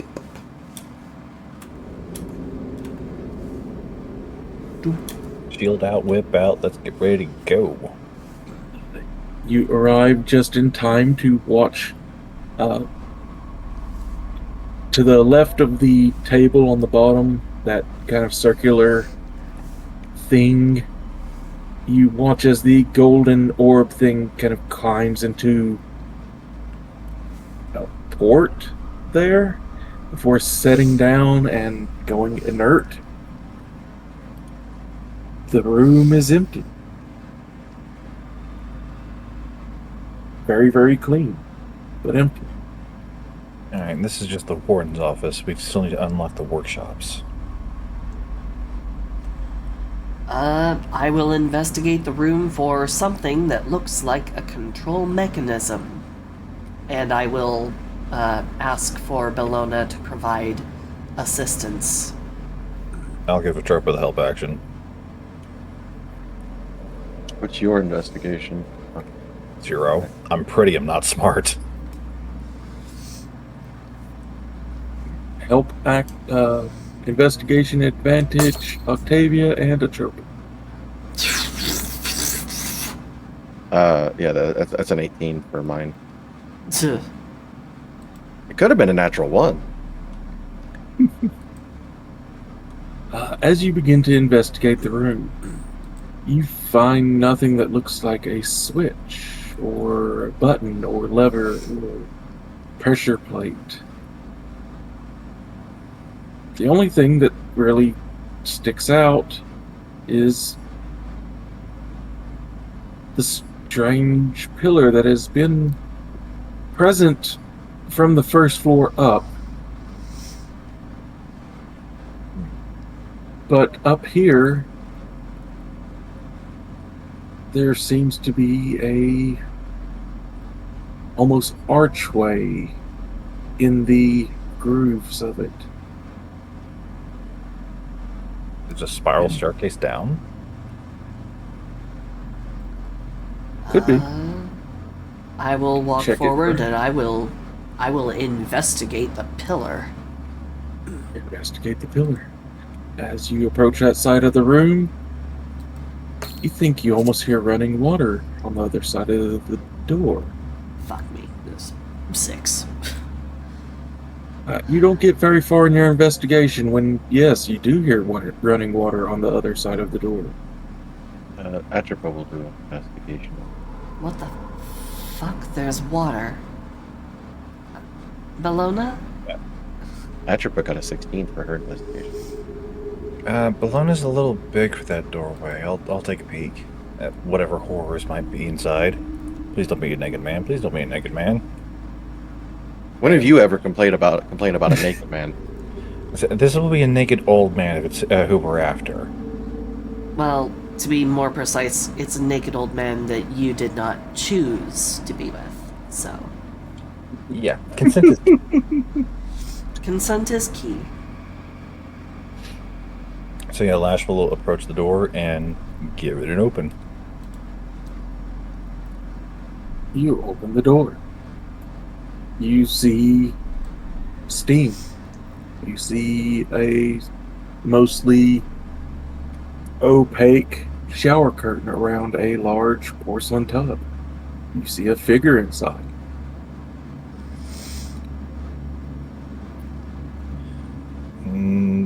Like, what kind of shape is this figure? Not old man. Not old man. Okay. Almost. Identify yourself.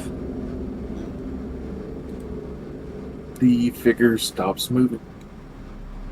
They reach down, turning off the water. You see a hand reach up, pulling the curtain back.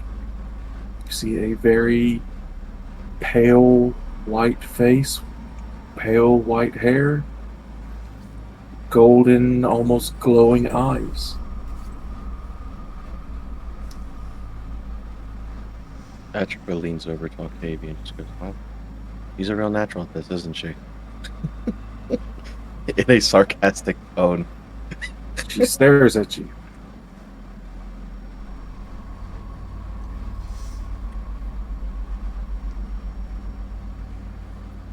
She'll just repeat herself. Identify yourself.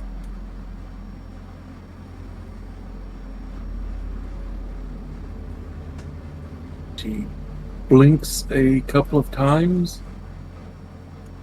She opens her mouth and static comes out. Looks back to Bologna.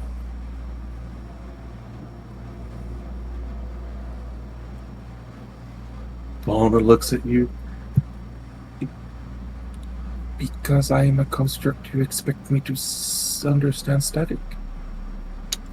I'll take care of this. I Or at least find a do, different way to but talk to her. I do, but But the presumption was a little hurtful. I can take care of this.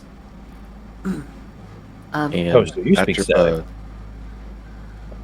Atropa will speak the command word of her. Where is it? Her earwig?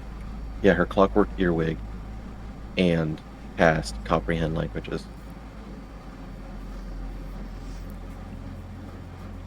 I mean, Bologna did say that she can, but it was rude for her for Lash to just assume. But still, it's like the Superman thing where a apocalypse demon appears and screams, and Wonder Woman looks at Superman. He What, says, just because I'm not an alien, we all understand each other? "Yeah, I mean, that that one." be a little, but Atropa will also take Bologna with her, and just be like, well, you can talk to her if you wish. You'd probably have a better ability to speak to her, but I'd be able to understand both of you. Alana, as soon as she enters, kind of pokes her head into the room to look. She gives a small bit of a gasp, but then quickly tilts her head. "You look like someone else I know."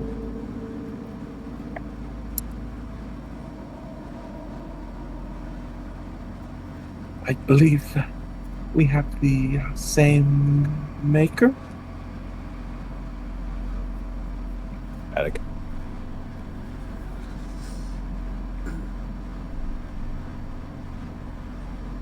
Yeah, you get static back. Bologna kind of cheers up. "Oh,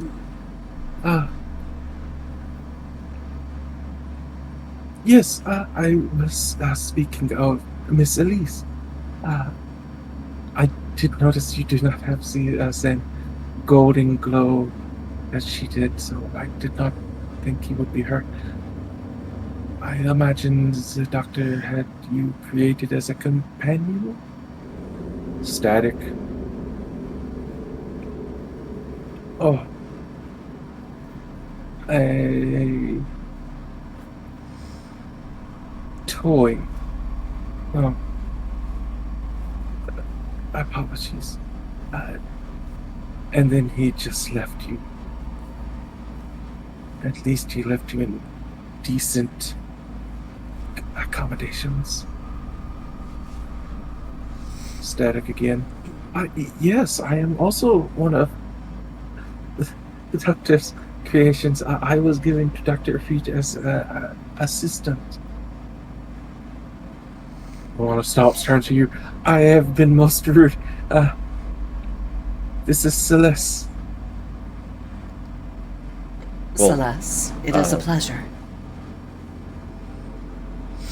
Oh yeah, because Atropa can understand, but she's been busy listening. Celeste, you wouldn't by any chance know where Dr. Freed is right now, or how we could access the testing facilities he's currently in?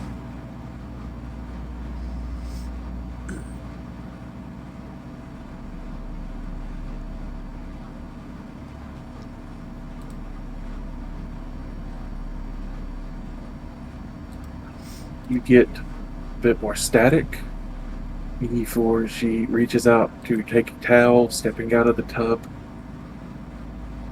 She gives you a nod and kind of tries to squeeze past everybody who's kind of gathered around her as she was taking a shower.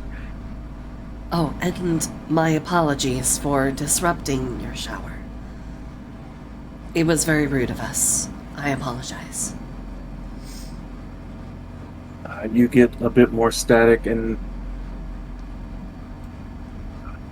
you get the translation of she has not much else to do. She has been alone up here for some months. Months.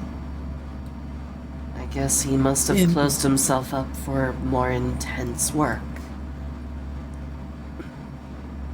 You watch as Celeste clenches a fist as she approaches the pillar. You watch lightning begin to arc between her knuckles and sparking from her eyes before she reaches forward and touches where the archway is. A door doesn't open, but the stone ripples. She takes her hand away, kind of readjusts her towel to keep it up, and steps aside. Lash approaches the archway before looking back at the group. I'll be right behind. I just want to have a word with Miss Celeste.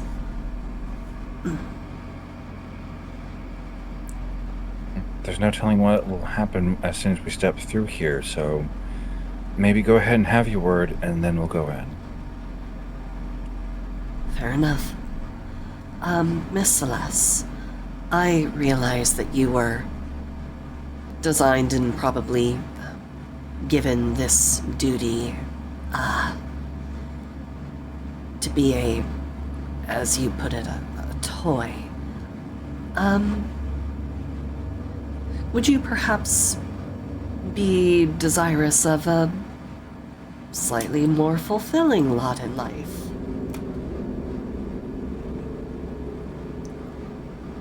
She gives you a smile and a little bounce on her heels. Delightful. Bellona has already been onboarded as a member of the Belladonna Fair team. I'm sure that she will be happy for additional company who knows a little bit about what she has gone through. She opens her mouth, more static. Bellona translates. Celeste was created as a production model of my creator's greatest invention, his daughter Elise. Celeste here does not have the mental capabilities of the original Elise, and she does not have his greatest invention, the unbreakable heart. But she is rather eager to leave here. Her purpose has been unfulfilled for some time, and, well, she looks back to Celeste, gets another burst of static. She does not. Her taste is not older men. Understood. So, I keep hearing the name Elise. My father mentioned an Elise at one point. And come to think of it, he did describe what you look like. I think he has met her before. She likes electricity, apparently. You watch Celeste reach 2 fingers up, rub the tips together, pull them apart, lightning sparking between the two. She gives a smile before quickly reaching down to grab the towel that is starting to slip.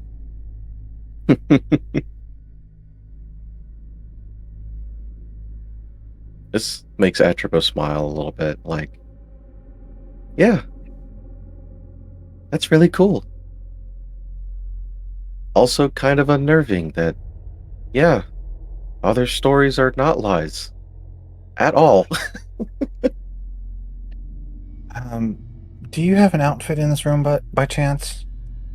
She looks to you, then looks back down to herself, and then gives a few nods and moves to the other door in the room. Going inside, you hear a bit of rummaging.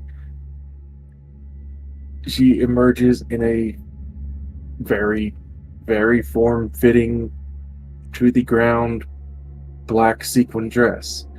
She kind of Oh, poses for a moment before kind of sighing and holding up a few other bits of clothes. They're all tight dresses of different colors. Dr. Freed had a preference for how people dress. Well, maybe we can get you something a bit better once we get out of here. You get claps. do you have anything better suited for running? And if you need anything made, I can make it for you. And it'll be nice and strong, made of silk. Oh, could you make her some silk pants really quick? Yes, I could. While Atropa is making you some pants, you can probably trim off one of those dresses about waist length, and then Atropa will have something for you to be able to move around in a bit better. Get more heel hops, claps.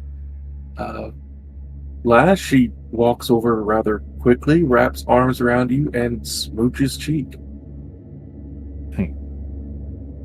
She gives a warm smile, probably the first one of this day, to be honest, and gives her a one-arm hug back because the other is holding a shield. Would I have advantage since she has Weaver's tools on my Yes. roll, or okay? Advantage, sleight of hand. Oh, that's a natural 20 for 33. These are the You best make pants some that will ever be very- made. These are very stylish and very rugged for being stylish. How did you make slim fit jeans out of silk? Well, probably not jeans, but like they would be more, legging type. They are pretty strong. Would probably last her a lifetime, and she did use her venom as well to color them. Also mixed with the venom of the spider bite dagger to make like a really dark purple. So she's got royal silk pants. Yep, practically has royal silk pants. There is apparently no shame in her dictionary as she undresses and redresses. She She's bounces a surrounded with few girls. more times.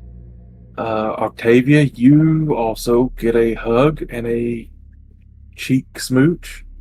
Tropa, you get a hug and a cheek smooch. She allows it. She even pulls Balana down for a hug and a cheek. She seems Grim walking up to Celeste, pawing at her leg, whining, tail wagging, wants hug and cheek smooch. I didn't realize Grim was being possessed by Evie. Everix would have been, much closer. Not pawing. He would have been like, please. I wanted to. Octavia will place a hand on her shoulder and go, now, whatever we're about to do, the way we're going to handle the doctor, as he's caused quite a few problems, I don't know if he's going to turn on some kind of switch to turn everyone under his control against us and maybe send them after us. And I don't know if that will include you. She kind of holds up a hand and does the little wrist no wave. She then turns her back to you, reaches up to the back of her head, parting her hair. You hear a small click as a hatch opens up, and she shows that there is a mechanical brain inside. She then kind of points to an area where there appears to be something missing before closing it and turning back. And another burst of static. Bologna translate. She removed the gem that should be there that would designate an owner.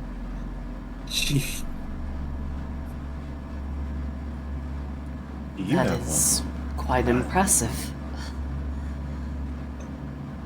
one. Well, Yeah, then, I was Another burst of static. And Bologna.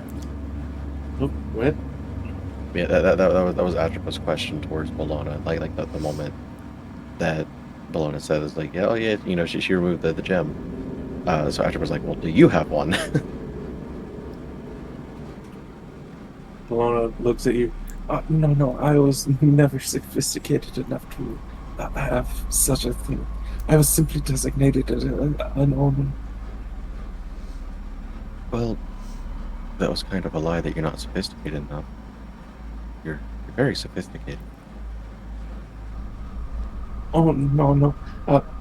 Miss Elise and Elisa are the sophisticated ones of my creator. Well, Are we ready to Get, descend? yes. get one more burst of static and Bologna translate, and Lash, you feel this one. Celise apparently has said, I was made to be pretty, not smart. My girl. Well, you know what? Once all of this is over, you get to pursue whatever course of life you want. And I promise you, I will help you.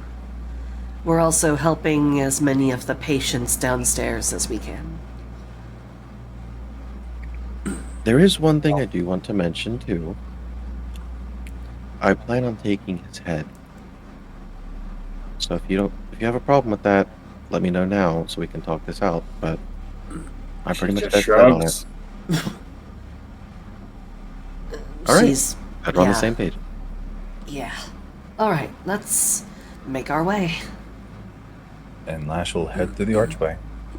Alright, time for the second map. It becomes... Second map. you'll be at the very, very bottom. I know, just give me a second. I have to... Yep. No problem.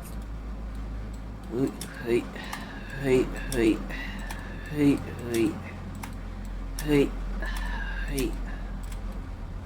And I'm gonna As have to you- resize just a little bit. Give me a hot second. It's giving Elden Ring vibes. Kind of. As you step through, it becomes apparent that there is no way in or out of here other than that magic archway.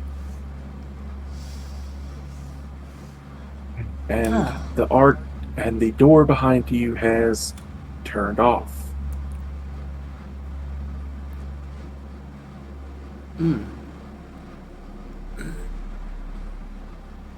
Hopefully. Maybe the doctor has a key. Indeed.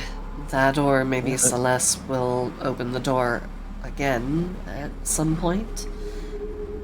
We One thing I might shouldn't. be worried about is if those creatures, the construct. Should I web the door? I don't imagine it would do much to stop them if they have cutting tools or chemical agents that could maybe dissolve it. I don't know.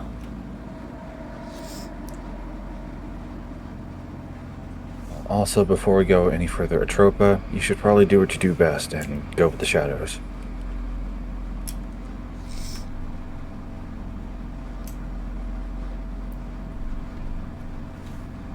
That's a 17. 17. Good to know.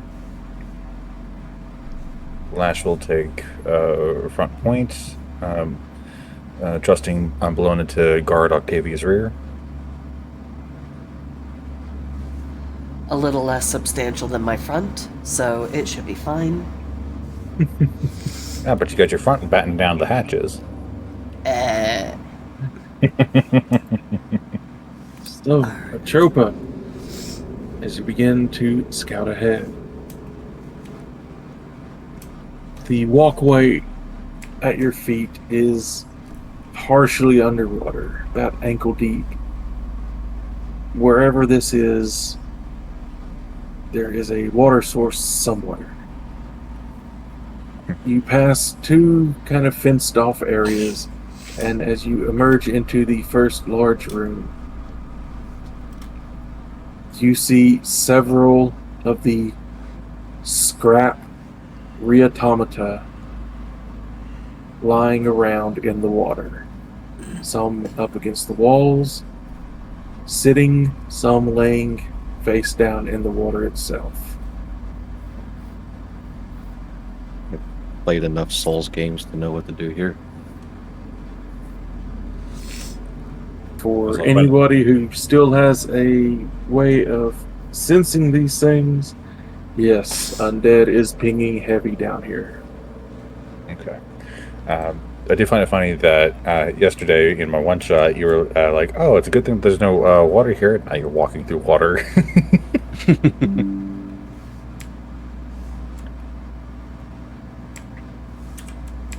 Let's see. There are 6 of these things. These are the scrap ones. So, was the one that was in the cave also a scrap model? Or the underground basement? One of them was the production model. The one that I just put the Okay. token up for. Yes. Okay. Scrap ones were these guys. And the Yes. production model was the one that you all were bullying.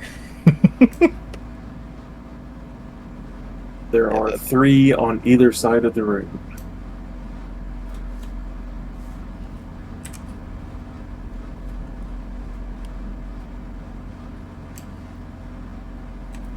Could I do a check to see if they are functional?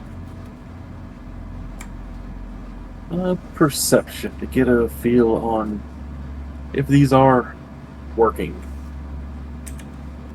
15. They are working. Seems these are early watchdogs.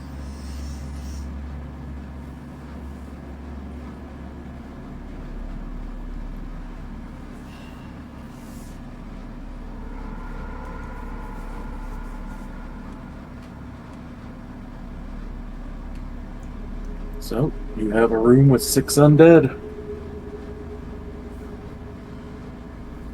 And just as a note, it is 10:35. Indeed.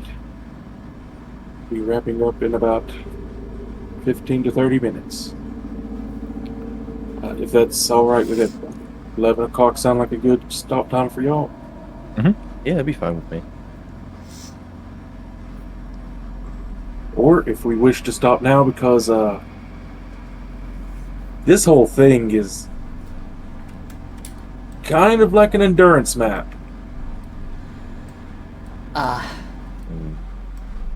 Mm. Well, we don't have a whole lot of endurance because 1/3 of the party is just heckin' sicky. Yeah. So yeah, I'm gonna vote that we leave with the knowledge that we got 6 undeads here, and that we are in for a crawl. Let's see here. We have 1, 2, 3, 4, 5 confirmed encounters. Oh, 7 if you go through all of them. oh, lovely. Next time on Shit's Fucked. So I Yeah. can't remember. Did we find out if these creatures were weak to any elements? I don't think we so. we found out that unfortunately they are not weak to radiant because they've been infused with delirium,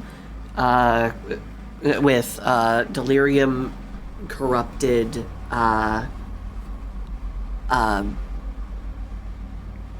Krishinabon, yeah, Krishinabon Okay, sorry. fragments. Okay, so yeah, so they're not weak to it, but are they resistant to it, or is it just regular damage? I think it's regular Uh, damage. Regular damage. They have, Regular damage. as far as you Regular remember, they have no resistances and no vulnerabilities. Okay. I had They to, also have no condition immunities. But the production I- model did. damage. The production model is a bit more sturdy. Just a little. It could take all the bullying. what is the production model? The production model is your standard, like immunities to like charm, frighten, etc. Oh, Yeah, the production model is the one that has gone from being undead to construct. It is immune to poison. It is immune to charm, exhaustion, frighten, and poison condition.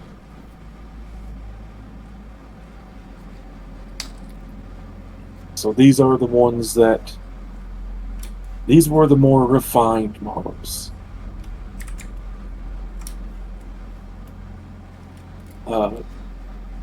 And because I am a dingus and forgot to mention it, the book that was on the table itself, on the front, it did say, have the initials EF on it, Everfree. and it talks of improving the current design. Ah, So not delightful. only do we have the production model, we have the advanced model, potentially. The prototype. Well, at least that's one that Bologna has, presumably. If it had anything relevant to treating the patients, then it survived. Otherwise, yeah, everything else got destroyed. And just as a note for the players to forget next time that we come back to play, I do have my Aura of Courage, so if you're in at least 10 feet of me, you are immune to the frightened condition. Yay!